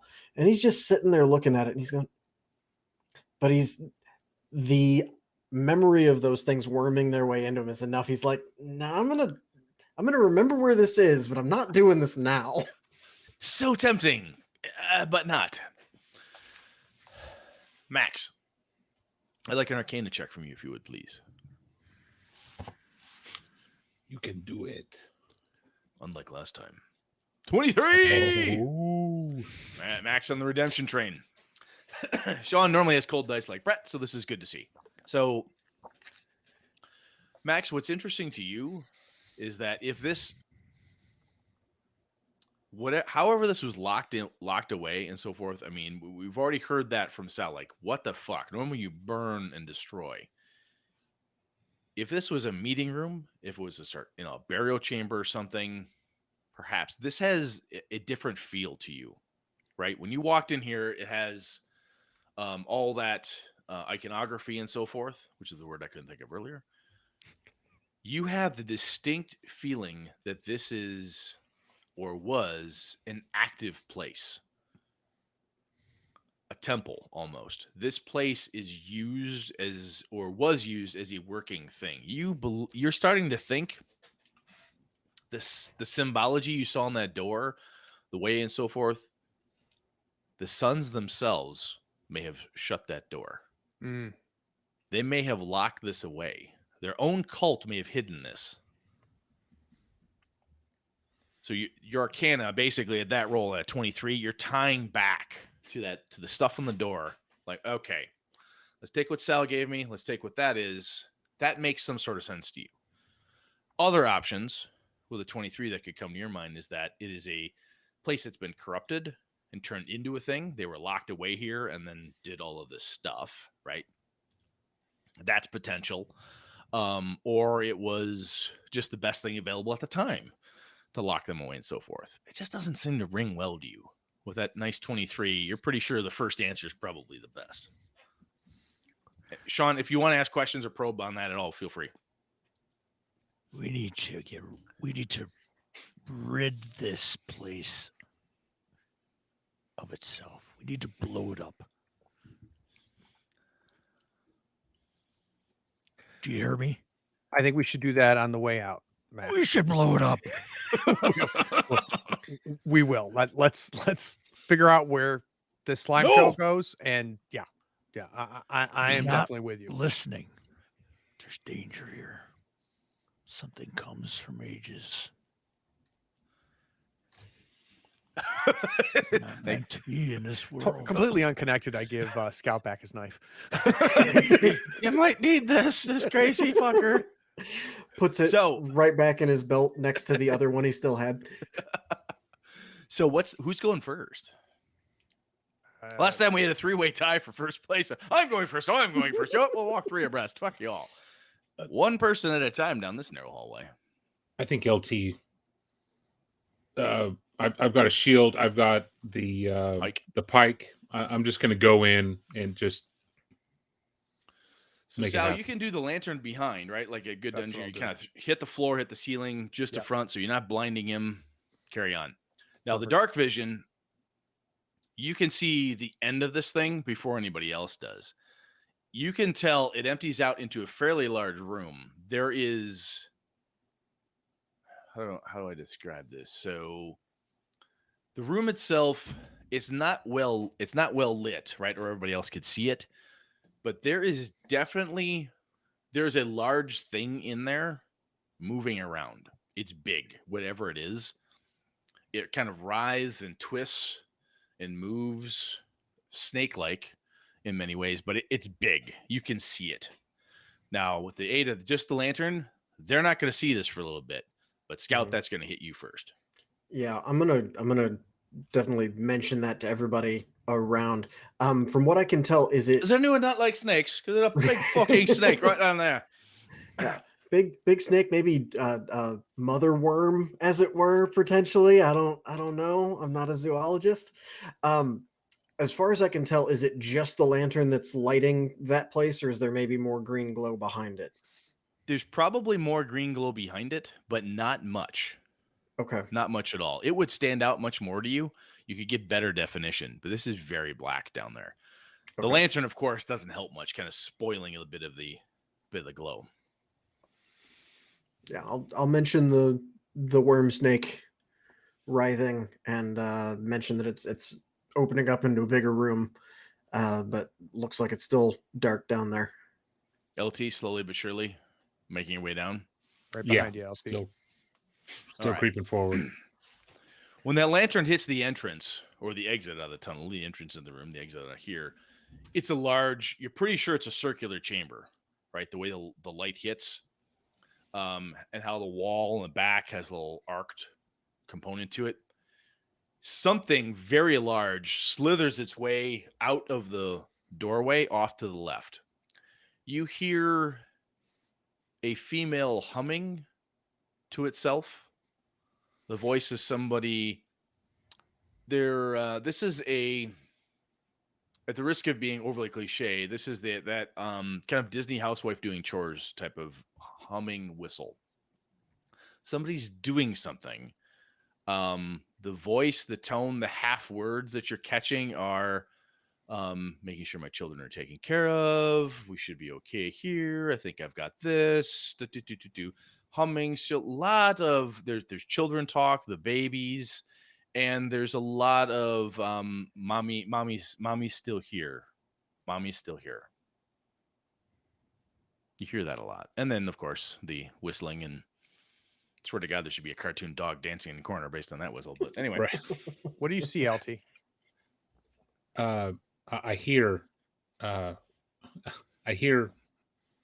human, what sounds like a female whistling and humming, and there's something weird here. And then I could have swore I saw something slither off to the left. And so shield, pike, creeping forward, waiting to get into that room far enough to where that light finally hits the actual room. I assume everybody else is moving up, standard, standard, Right behind him. moving up. Max, you're still coming in? This is fucking dangerous. Why am I here? Trepidatiously. On Cautious. the plus side, I'm not behind you. Hey, goddamn right you're not. You're up there, right? Keep my eye, you little fucker. All right, so you move up. The light hits. You want to peek into the door? Do you get the full Yeah. glance? Okay. You Full do the glance. peek in. This thing, it domes up. Not gigantically high. You guys didn't go down far enough for like a 50-foot dome, right? But it is a domed ceiling. It's a shallow domed ceiling, which is probably why the damn thing hasn't collapsed at this point, right? All the little tunnels have been nice and arched for the support wise. It is definitely circular. On the right hand side, there's a number of bodies hanging from hooks and manacles and different things. They're racked up, and when I say hanging, they're not like feet on the ground. These things are like hanging like meat hooks in a butcher's room, right? So they're stuck to the wall and dangling. These bodies are rotting and putrefying into a trough. Oh, That trough Oh. is then writhing and just choked with worms as they kind of dive and swim within the horrible putrefaction. The smell is enough to knock a buzzard off a shit wagon. On the left-hand side, more of that artwork all across the wall, the same friezes and frescoes and all that iconography that you saw before, all of that everywhere. On the left-hand side, you see a woman. She's standing there, and her back is to you. There's a very large bench table laid out, and she seems to be working on something. Laying in front of her, you're pretty sure is a person. So it's not just working on something. She's working on somebody. There's a body laying there, right? And she's contraptions, alchemical things, stuff hanging, Allenbeck, stuff all over the place. This body has a funnel into its mouth, right? And she's just plopping worms into it periodically and just humming and talking and so on and so forth. She seems to not notice you at all. am I now in the room? Can I see all this as well? Yep, the group is piled in. Do I recognize her? Let's see. Give me an insight check. Oh, yeah. As she turns, that's Lucian's wife. That's his dead wife. What's her name? What is her name? You tell me.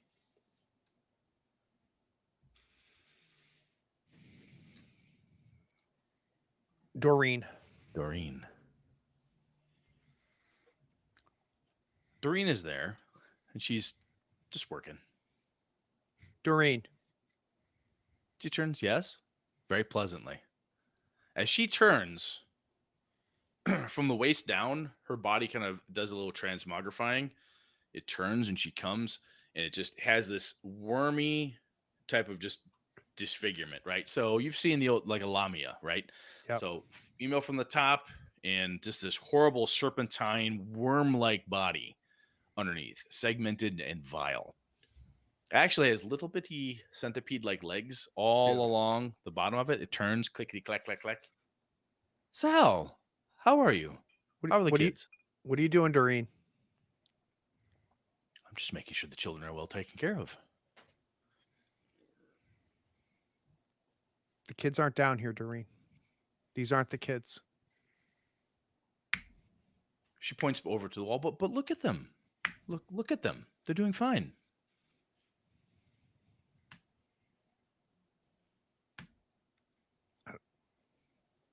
LT, this is not Doreen. I think I'm going to attack her. I'm struggling. I think How far away are we from this Doreen? So the room itself is about figure 50, 60 feet in diameter, right? It's fair sized room. You at this point are 20 feet away. Yeah. Any one of you could charge her easily at this distance. She has she seriously has a nonplussed face, like, I don't understand what you're talking about. And I think when she... Max, I'd like you to give me a perception check, please.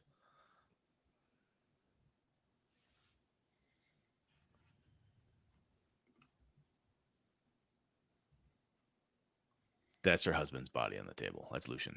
That's his body. I think what broke me is her thinking the children were here. I think that's when I was just like, okay. Yeah. And so, yeah, I'm charging in, Brett.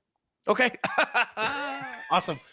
That's what I like. All right. So she has you guys can get off one round. She has, at this point, she's turned. She's big, right? So the serpentine, little wormy, segmented, scaly body with the little centipede legs down from the waist down. It's fair sized. As I said, 3 feet, 4 foot in diameter. It's a big fucking bug thing, right? As it turns to you, it doesn't look sane at all, but you do get the drop on it. So AC is 15. And I drop my pen. And I hit my head on the table. Look at that. I'm amazing. 15. All right. Go. Sal looks at the group and is kind of, and the rest of you like, he's going to attack it. Yep, look at it. There he goes. I'm in. 15 on the button. 8 points. Good. That maul hits, and it's like hitting a jello mold, right? So it goes, green stuff splatters off and so forth. She shrieks in unholy rage. At this point, the face transforms. It has just this nasty rictus mouth. It's almost like I shouldn't say almost. It is a sphincter-like mouth full of just jagged shark teeth. It just clashes and crushes. It's a oversized version of the mouths you've seen on those worms as they burrowed. The eyes become that multi-segmented look, antennae. It's this horrible mix of worm and insect. LT. Yeah, LT sees Sal just charge next, and he kind of, and he goes right after. Okay. He's going to get in just distance of seeing this transformed face and try to hit it with the pike. Go. 15. 15 on the button.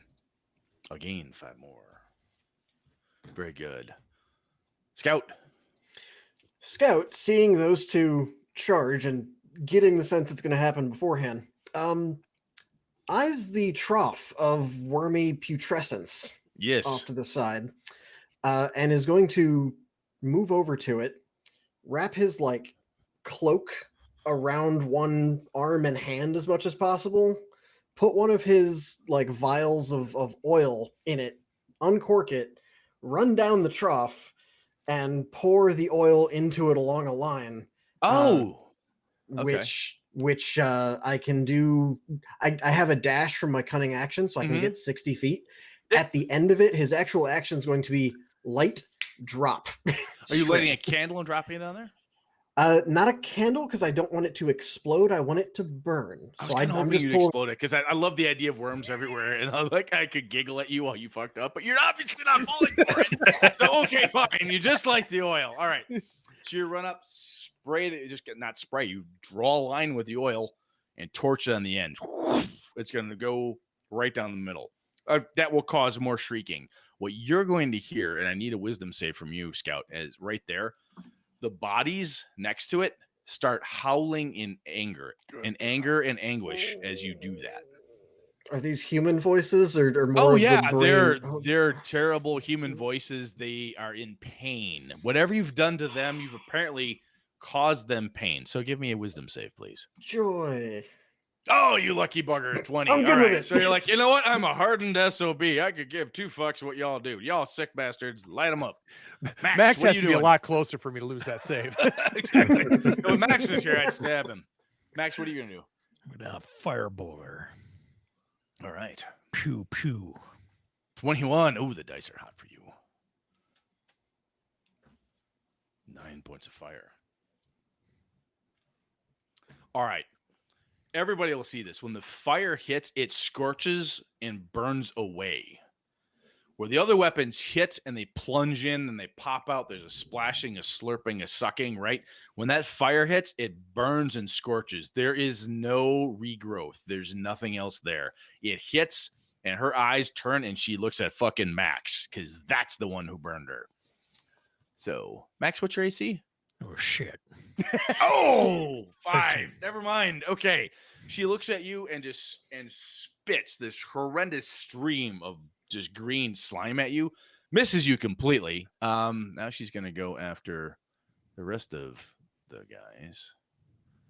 So basically this is the old claw spit attack here. 12 and oh my, never mind. Flail, hack. That's all I got.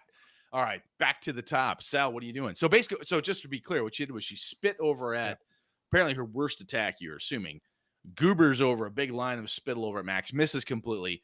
The tentacle claw, not tentacles, the little centipede legs help her rear up, and her hands just kind of flail out, trying to hammer on LT and Sal in the middle. So Sal, back to you, sir. As soon as I yell fire, and so I turn to the lantern, and I'm just going to try to Smack her with it. Break the lantern on her like a beer bottle in a bar. Okay, roll the hit. What should I roll? Should I dexterity? Yeah, just a deck. Yeah. So you hit. The problem is it's a lantern. As cool as it is, unless you smash it into stone or something, it just don't shatter. Yeah. You smack it and it just rebounds off of her, and you're able to keep it in your hand, but you kind of whoomp, it bounces off. The light flickers, flutters. It's still going, but it's just no impact. LT, what are you doing? I'm going to go in for another attack. Rinse and repeat. Stab, stab, stab, stab. Nice. Do what he does best. 7. What's the +2? I'll take it. That'll work. Yeah, I don't know what that's from. That's all right. We'll go. Also, with my fighting style protection, when she attacks Sal, I think I can impose a disadvantage on the attack roll. You bugger. Okay. No, but you wouldn't notice that. Scout, what are you doing? The worms are on fire. The worms are on fire. The horrible desiccated bodies, the mouths are opening. And, oh, the pain. They're howling in agony like somebody being burned alive. Serves you right, you fuckers. I'm gonna use my dash to get back towards the door as much as I can. As I'm going, I'm pulling out, noticing the fire affecting her. I'm pulling out the other vial of oil I have and shoving another piece of string into the top. Okay. Lighting that so that when I get back, it's in my sling and I'm sending it straight at her face. If I can get that into her mouth, that would be fantastic. Okay. Well, we're gonna have to roll high for that. All right. Yeah, so we'll see if we can do that. All right. Cool. Got it. All right. All right. Sling. That's what I'm talking about. 21. Not bad. Do the damage here. Do the damage, and I have a friendly within 5 of her, so I should get sneak on that too. Yes, you do. You little bastard. There it is. Extra damage. All right. Give me a D8. A little extra Bernie. 8. Jesus. Good Lord. That's what I'm talking about. Nice. You guys are laying on the eat. So the other damage you do, the impacts, the stabs, and so forth, there is it's very obvious regenerative heal, right? So the pike goes in, comes back out, you slash with it, and the wound, it opens and it closes and just smears over. Like I said, it's like stabbing a jello. It just, nothing seems to happen afterwards. You're damaging it for sure, LT. You just don't know how permanent that damage is. Max, what are you doing? Pew pew. Oh my God, 22 firebolt whap. A little weak on that one. All right, now I'm gonna do 1, 2, 3, 4. I should go after Max again. Yeah, baby. Oh, Vomit. that's a D4. What's your armor class there, Max? 13. 12. I missed you by 1. You bugger. All right. So this is attacking Sal with disadvantage, and this is attacking you. The 13 is the highest I rolled all night to attack. I mean, good God. Sal, back to you. I'm just going to hide my head and shit. We are superheroes. Use fire, you idiots! Fire! You guys are amazing, and I'm just helping. Here I am. So I swing the lantern. It bounces back off. Mhm. I see another firebolt come in. I see the sling come flying by. Yep. I'm going to throw the window open on the lantern and put my hand out towards Scout and go, throw me a candle. I'll toss him the candle. Okay. Also, question: Yes. the oil that I got on her with the vial, is she lit, or did that kind of just flash? She's and- on and fire. go off? She's gonna take more damage this round. Yep. Excellent. Do we need any kind of dex or anything? No, to- candle grab. Okay, Easy boom. done. Light throw. Okay. Dex again. Yep. Just a regular chucking it attack. There we go, baby. Nice. Okay. Candle will do 4d4. 8. Whew, not good. LT, not good on my side. You guys are doing fine. I, on the other hand, am wounded and horribly and feel terrible. LT, rolling that what do way. you do? Other people are successful. I'm going to keep doing what I'm successful at. So I'm going to keep stabbing this fucking thing in the face. All right. Nice hit. Very good. Scout. One good turn deserves another. I'm taking another candle, putting it in my sling, and aiming for the spot on her that is lit. Got it. So, idea being candle hits should ignite. All right. I'm going to give you her AC is 15. I'm going to make an AC 17, a little bit harder. Okay. Yeah. I could do Makes the. sense. You know what? Let's do. You know what? I'm gonna go. Let's just do disadvantage. Just Okay. flat disadvantage. Let's try that. 15 disadvantage. Yeah. All right. So what happens is it hits. The candle's gonna wump. It's gonna land on the floor. So we now have an explosive candle laying on the floor. It's nearby. It just didn't do anything. Max. Pew pew. Pew pew. Pew pew. you Finish son of a her. bitch. 22. Good grief. Yeah, He's kicking- drained all my luck. Kicking ass tonight, boys. Very good. All right, let's see. Yeah, we're gonna go opposite direction. Let's do some hand attacks first. Nothing. That was embarrassing. I'm not gonna tell anybody what I rolled. Let's try to hit Max with a 20. I hit Max. There we go. Shit balls. That's what I wanted to have.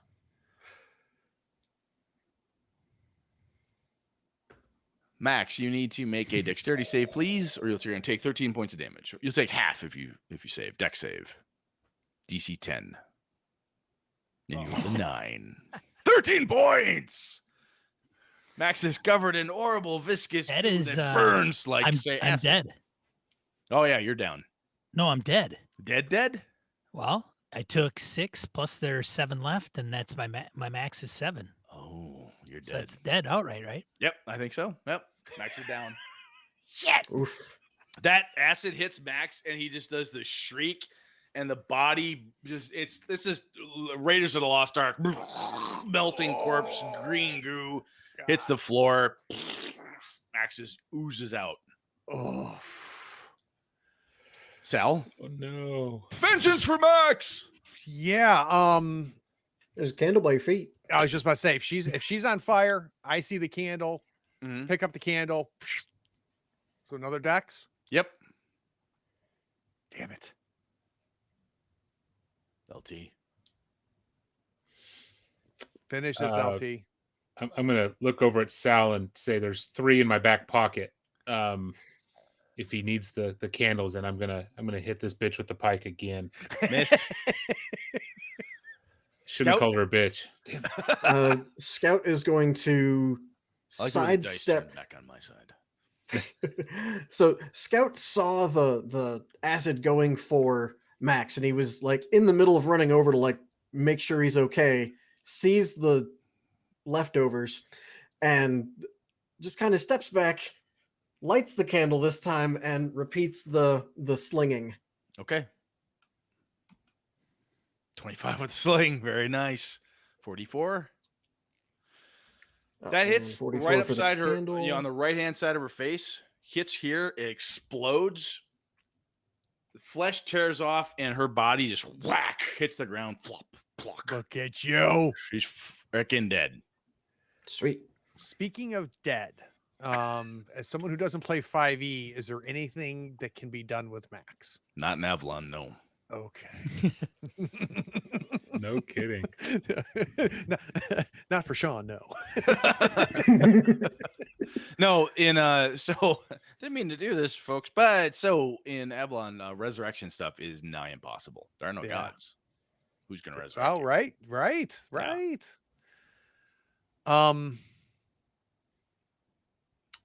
as like I see her go down, give a quick like nice work, kind of paternal kind of nod to both of them. Go over to Max and quickly assess that that's the end there. Oh yeah. I have to. I can't assume. Max has just so you know, Max still has a disapproving look. He's dead and melted. He still looks he's just disapproving. Angry skull. It's just something about how you're going about he's just not happy with it. I can't. I don't want to assume that she was the only threat, so I have to do a threat assessment. So whatever I need to do to feel. Is there anything else? Is there another room? Is there another passageway? There's no other way out of here. This looks like this room is purpose built for whatever it was she was doing here.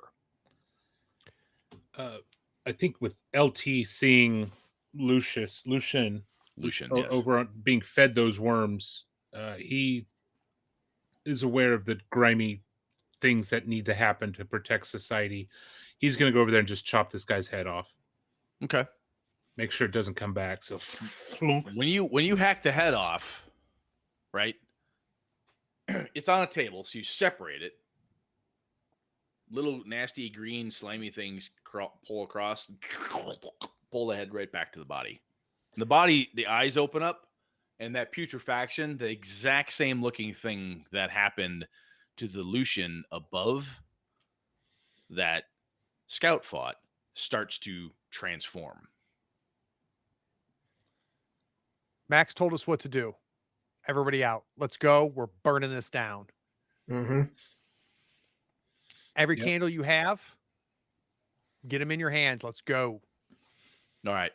As you guys are running out, the body is like it's tied to the table, right? So it's the putrefaction sets in. All that gargling, the gurgling is happening again.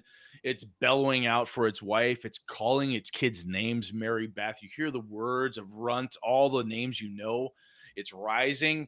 And as you throw the candles in and get out, you're taking what's left of Max, I assume, maybe a skull or bits of him. Definitely his wallet. And that kidney, because I like stabbing it. And there's boom, there'll be a thump, thump, thump, thump, the explosions and the fire, right?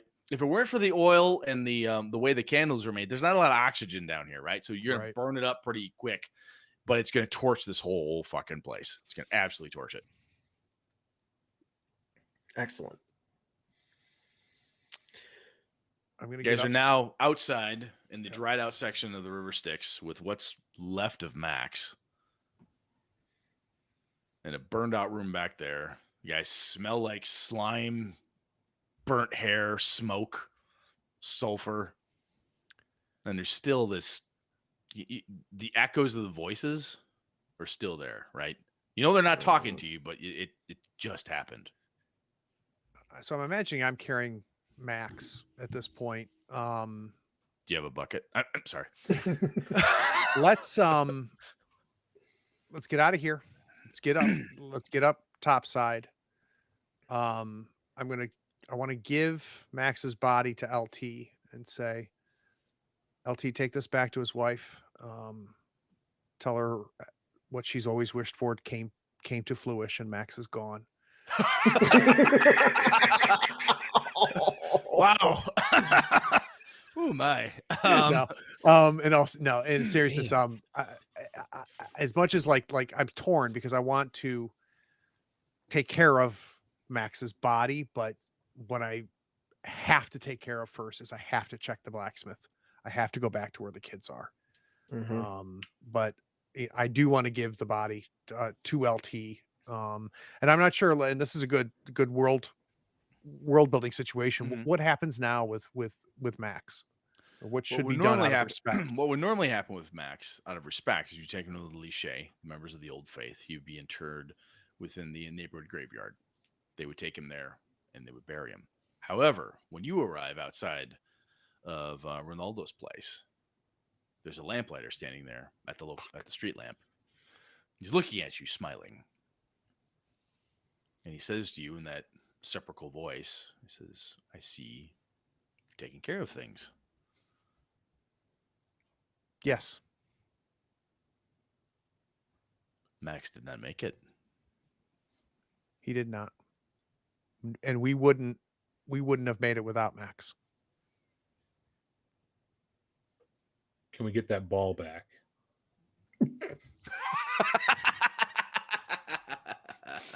It's for his wife. It's for his wife.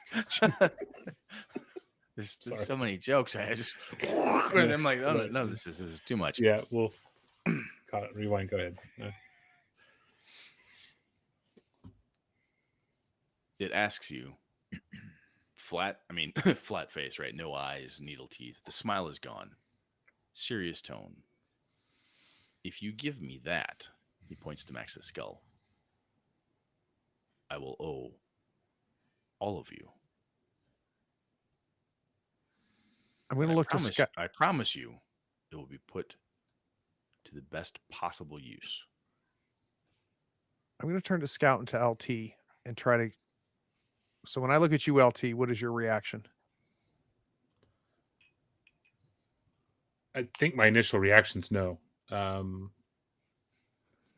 guess I don't know the relationship very well with the lamplighters and the people of the city. If there's a positive, negative. So the people that let me throw this at you. So from a world perspective, the lamplighters are feared, but they are often spoken to. They know they know everything, right? Is the idea. It costs weird things like the steel ball. The more drastic, there's tales of people losing eyes or fingers or heirlooms and so forth, depending on the importance of what you want. But they seem to know everything that's happening everywhere at any given point in time.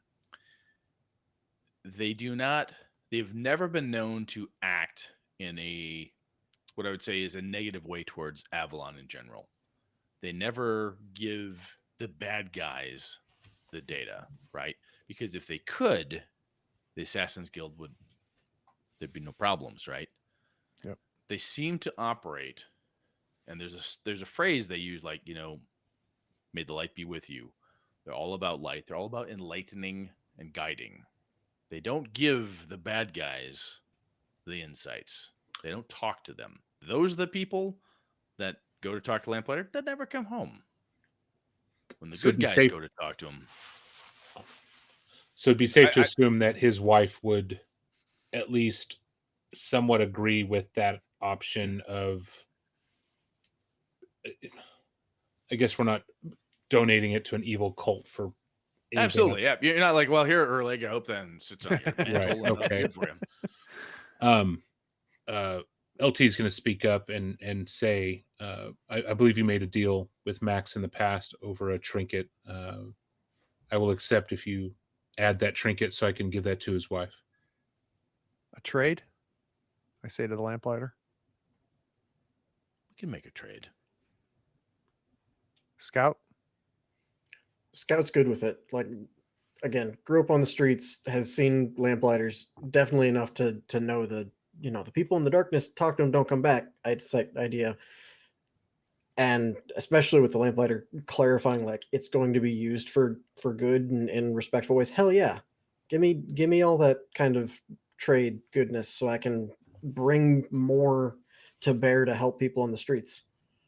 So this is you guys, lamplighter. Now, lamplighters, they all look the same, talk the same, act the same, which from lore means any one of them at any point, whatever neighborhood you're in, they owe you, the three of you, they owe each of you information. And based on what this is, they owe you accurate, detailed information going forward. This is not like, what day is it? It's Friday. Get a goddamn clock, right? That's not that type of data. This is in-depth stuff. When you're in a bind, they'll have something for you. So I think the last thing I say is just the skull. Just the skull. Then I put the body in LT's arms. Pop off Max's skull. Lamplighter grabs it. It's a little nasty, long clawed hands. strokes it quite lovingly, like a predator, damn near, right? You know, when they looking it over. It mutters something along the lines of, "There's so much knowledge in this one's head. It will increase our knowledge greatly." And My then hand- it will wander off. Whoa, whoa, whoa, whoa. Oh, almost forgot. There you go. And then turn to LT, give the ball to LT. Max, what's your wife's name?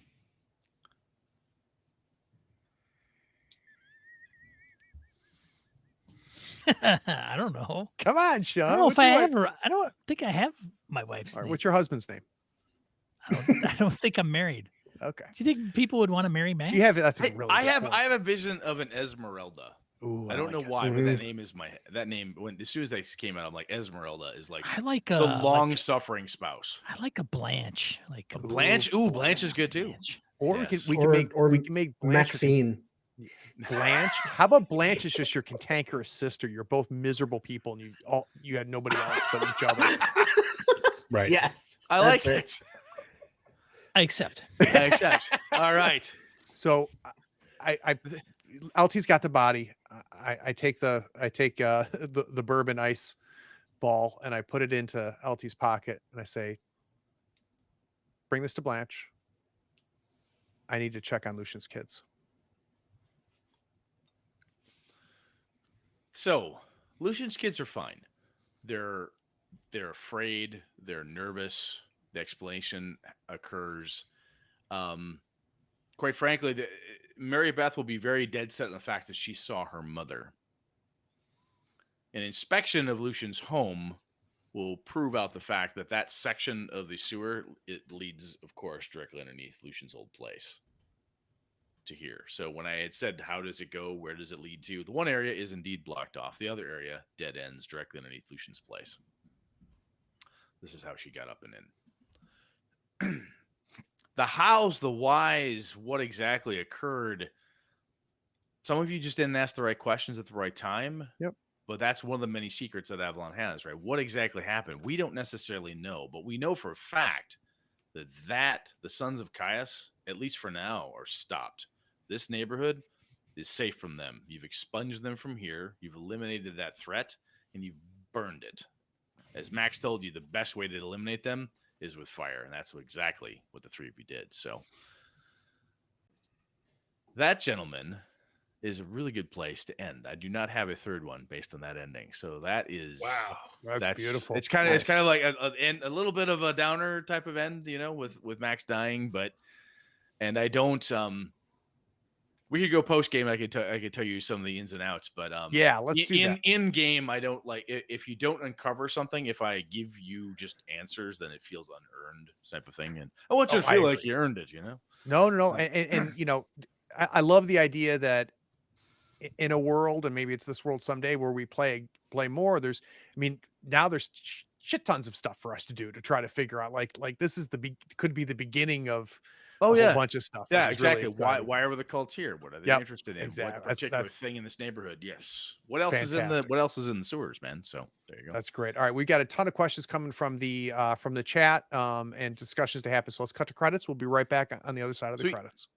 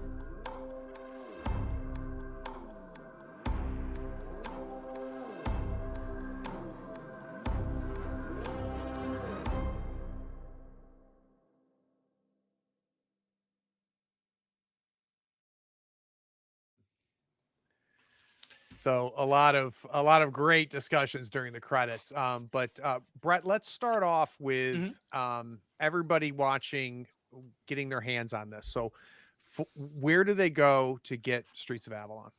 Drive Through RPG, best place. I'm under the Encoded banner, Encoded Designs, produced and helped me publish it.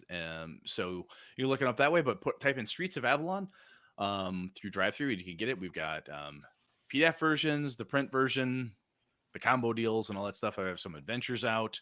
Got my trinkets book, some cool stuff, and I'm working on things, as I said last time, with Chris Nizak and the guys there, cranking out some different ideas and what other things we want to do, kind of coming forward. Yeah, that's the best place to get it. Great. So Sidewinder, you mentioned you had some questions, so if you put those in the chat, we'll share them. So I guess my first question, and then Brett, I'll lead you to ask questions, but how did it feel for you? So I felt off tonight. So I'm like, I'm doing stuff. I'm like, is this landing? Is this landing at all? So I until we took the first break and I asked you all, is this working? I honestly felt like, oh man, I am fucking this up. I felt like I was way off. I knew what I like, the feelings I wanted to convey and where you were going. I'm like, okay, this is the right thing. I think for me, part of it is that some of the data you could have found, you didn't. And I'm like, so in my head, I'm worried. I'm like, are they going to be disappointed if they get to an ending and they don't have all the data? And then I thought, you know what? These folks are pros. They're good at this. They're going to be like, wow, we missed something. Well, save the neighborhood though. Rock and roll, brother. And I kind of figured that's kind of the vibe I was getting. So I'm like, you know what? I'm just going to lean into that. Let my own insecurity, not catching something. I just let that go and just roll with it. I didn't feel like we missed anything. And I don't mean like our characters obviously did, right? And you know, the Call of Cthulhu player in me wanted to go to the library and do research and stuff like that. But I felt like we were honest. I felt like the setting was honest. I felt the characters were honest. And so I don't feel as a player that I missed anything, if that makes any sense, right? Like I felt like I had, like, this was a beginning, middle, and end. And that's good. And so, yeah. And boy, Brett, I know that feeling, man, where you just feel like you can't click, right? You just feel like you're a half second behind, and that's the worst feeling. And I've said it to my players before, and they're like, oh, really? We never know. Like, now's the first time that I've had a GM admit to me that they weren't clicking. I'm telling you, dude, no clue. Okay, good. No clue. So I mean, to full transparency, I was expecting you to say, okay, Mary Beth is fine, but I have to go back to the house, or I have to dig into the house more. There are more clues in his house, in Lucian's home. Had you gone in there or pressed a little bit more, you would have found out that Lucian had been talking to his kids about how much he missed his wife recently, and some notes and papers and an idea he found and something he learned about a way to blah, blah, blah. And then you'd find out, oh my God, if you went to talk to Liché. So if you go to talk to Liché says, yeah, he was over here asking a lot of religious questions and so on and so forth and blah, blah, blah, blah, blah. So you'd have found out that he was doing a thing. Yeah. He's doing this thing. And Horace and Mace are basically, they're just roughhousing through this process. And in the middle of it, they get caught up in the action. Is basically what happens. So there's more data there. You didn't find it. And sometimes for me, like I say, I worry. I'm like, oh fuck, does it feel lame tacked on because you don't know something? And I know sometimes people be like, wow, that a downer ending, right? Where I don't have all the loose ends tied together can be disappointing for some people. And that's not that this is better than that, but I know some people don't like that. So I could have worked harder to tie it all off, but I'm like, that's gonna feel even more manipulated. I don't want to do it. I like following the players. I like following the players a lot. All right, so Sidewinder asks, as a precursor, Max's max. What was Max's max hit points, and how much damage did he take in the last attack? So can you walk us through that, Sean? Kind of, how'd you die, Sean?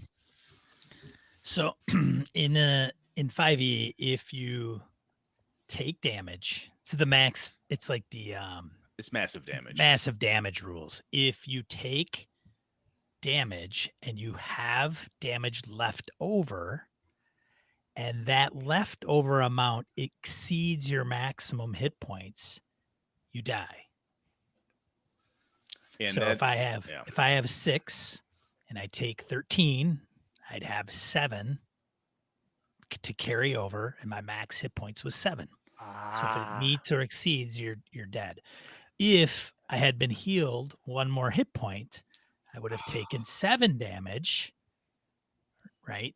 If you want to make it worse, I with actually 6 over. I actually forgot to double it because I critical hit him. Oh, gotcha. So I could have been a dick and doubled it, but I chose that with the breath weapon type of thing. I'm not going to double the damage on it.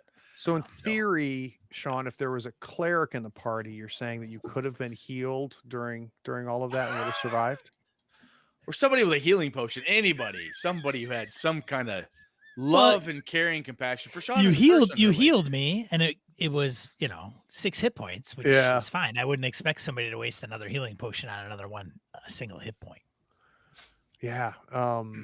And that's the Craig the amateur, like I'm not used to systems where where you would have mid-battle healing like that. And that's on me for not even I never even crossed my mind. What's funny to me, and this Sean, I've talked about this, people will say you can't kill somebody in 5e. I'm like, the fuck you can't.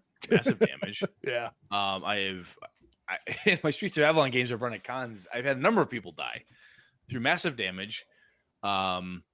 Or the bad guy stomps the fuck out of you, right? I ran one in my Iron Shoes game where the red cap with his massive iron boots just stomped he got you down and then goes stomp, stomp, stomp. Critical hit, and you're dead, right? Yep. So it's basically overkill damage, but that's the nature of that monster does that thing. Not all the time, every time. Excuse me, but I didn't kill Sean for funsies just to prove a point. I rolled it. I'm like, hey man, where you at? He's like, I'm fucking dead. I'm like, oh, sorry, brother. Happy anniversary, Sean. I killed you. So Sean, here's a question I've been dying to ask you. What do you like more, playing or running? Where do you find the most fun? It depends. Hey, trademark. On the game and how long I play. I think if I play for too long in a game, I will get bored because it's the same character every night or every week or every 2 weeks. I know that feeling. And so, I think that's so I like playing, but not probably for a long extended campaign that may not have an end sight, right? Because I played a few games where it's like we're gonna play, we're playing Cyberpunk Red in one of my games. Nobody's put any session limits on it, or hey, we're gonna end in December, or when you guys get rid of the Yakuza or whatever it is, it's just ongoing forever. Build on one session to the next and see what happens. So yeah, and most of the times I'm a game master anyway, so it's not like I get to play a ton. Do you feel the same fatigue as the game master in that scenario? So do you find yourself, if you run a game for too long, you also kind of lose interest, or is it more just being the player and isolated to one character? Yeah, I tried running Masks, right? I'm Nyarlathotep. It's a juggernaut. I mean, it's like a year-long campaign minimum. And I liked it, and I would have kept going until the pandemic hit. So I think it depends on the players I have, who's into it, how it's rolling, how often I run it. And as long as something else doesn't grab my eye and attention, like, ooh, a new shiny, read that book. And then it's like, uh-oh, I don't know if I want to run this other game anymore. So I can get a little bit burned out. And I think that's pretty typical of game masters for whatever reason. But so I think my sweet spot's probably more of a consolidated, mini campaign. Sean, I'd love to run in Impossible Landscapes. Impossible Landscapes. That's one of the ones that I would like to get off the shelf and put in front of somebody and run it to the end, but we'll see. That's the Delta Green campaign that came out for folks that aren't aware. Sean, what I would do with that for me as a game master with you, if I'm like, hey, was that fun? This was cool. We all had a good time. The 5 of us had a great time. Great. You know what? I would say, hey, I've got another idea for those characters. You guys want to do another one and come back at it after a few months, give it a break. Let everybody kind of smooth out. I found that for me anyway, that as a game master myself, I too, as Sean, will get bored as a player because like I play in the same personality. As a GM, I get to be personalities and do all this different stuff. It's fun to hop and skip. But then if I break from it for a bit and then come back, like, oh yeah, I'm recharged. Sure, I'll be, whomever the mighty or Bethany the Wise or whatever my character is. I'm cool with that, and I think it does help sometimes to take a break from it. Doesn't mean I don't ever want to be that person again, but bit of a break, so I go play something else or try a different game. Yeah, I agree. And what's fun about that for me is that after you take the hiatus, after you take the break, you come back and you're like, oh, I missed this. Which if you don't take that break, sometimes you're just like, oh, I got to run this again, or we got to go through this again. I think so. 2 big questions. One I have the answer to. So gamingandbs.com. That's the website. Just search for it on all your podcatchers. Like I said, great podcast. Monday nights, these guys record the episode that will end up being on the podcast. It's great watching it live and watching the sausage get made. I really enjoy. Well, here's a dirty secret. Here's what I typically do. I will show up early. So as soon as I get the notification on a Monday night, it's my routine is I, log in and watch. And I'll watch you guys go through the whole introduction. And then when the main topic starts, I stop. I leave because I still want to listen to the podcast. Oh, fun. That's cool. Which is a really stupid ritual of mine, but it's just like, as soon as you guys finish like the pregame, the pre-show chat, you guys do die roll. Random encounter. A random encounter first. You do random encounter first, and as soon as random encounter ends, then I was like, all right, main topic. I'm going to listen to that when I'm doing the dishes or taking a walk and stuff. So it's a great show. The second big thing is these guys have a Patreon. I'm a patron. Nick is a patron. It's wonderful. You get the podcast episodes early, which is great. The key question. I noticed Roman's not a patron. I'm just asking. No, I'm kidding. I'm teasing. I know this. So how did he live? The big question is what is the pledge level to have Max's voice on my voicemail? For you? You could probably do that for free. High rolling Craig? I mean, High rolling Craig. I mean, would I even be? I mean, how out of line would it be for me to say no, or to put a dollar amount on that for Craig? Yeah, you can't. So, Third Floor Wars. I want to hear. I mean, seriously. I want to hear my this voice. Guy will crush me. He'll have goons show up to me in my house. The phone rings. No, I don't pick up. What does my voicemail sound like? What's Max say? Thank you for calling Craig Shipman's voicemail. If you'd like to leave a message, leave it after the goddamn beep. Your patrons double. That's amazing. That could be your intro, Craig. I like that. Your intro voice on your pod. Guys, I can't thank you enough. This was I really appreciate both of you coming on and doing this for us and for the people that watch my stream. Any last thoughts or plugs for either of you gentlemen? I've said where to find the book and the podcast and stuff. Honestly, it's fun for me to. People have a perception. We were talking about this off the mic sometimes. Like it's very fun to hate the big thing, right? So 5e is the thing that hates. If you're a metalhead like me, it's very fun to hate Metallica or hate this big band or whatever it is. 5e can be fun. There's a ton of different ways to play it. It's a plus. It's a minus. We could argue about that all day. But the way I did this is how I like to run my D&D games. And I found that 5e facilitates a Streets of Avalon game quite well. I've run it with Osric, first edition stuff. I've run it with Pathfinder. And my style, this is how I prefer to run my games. And I found that 5e is very malleable for it. Mm-hmm. And I can make it work. Could I do it, quote unquote, better with something else? Maybe, perhaps. But I know this. It works very well. And if nothing else, I think it's it's fun to see some of the cool third party stuff that's made setting wise for this big juggernaut mechanic system, and say, wow, I can actually do some kind of fun stuff with it, a little bit different, something a little bit out of line. And the last thing I want to say is kudos to all four of you for the way you played your characters. I did not have to do the mechanical invoking rule. I didn't have to look at Roman. All right, you had a problem there. You're at disadvantage for the next 6 rounds. You just went with the fact that, is this a dagger I see before me? I drop it. Oh my God, I'm terrified. I don't want to hurt anybody ever again. You know, you ran with that, and that is wonderful. To me, that is a piece when the players are grooving like that. I do not want to put the game on top of that. Yeah. I don't want to layer that on because y'all are having so much fun. You already imposed yourself a limitation. What's the point of giving him disadvantage for next 10 turns? What's the point of a -2? Fuck that. He already did it. He took himself out of the fight. Yep. Right? Done. I mean, that was Awesome. wonderful. And the way you all, that's just the current example, but Roman, hats off. And all of you, I mean, Thank you. Nick did good work. All of you guys did. It was great to see. And you got into character, and that makes a lot of this other GM magic and the setting magic easy to do when you do that stuff. So as players, if you're doing this stuff, ride that character like you stole it.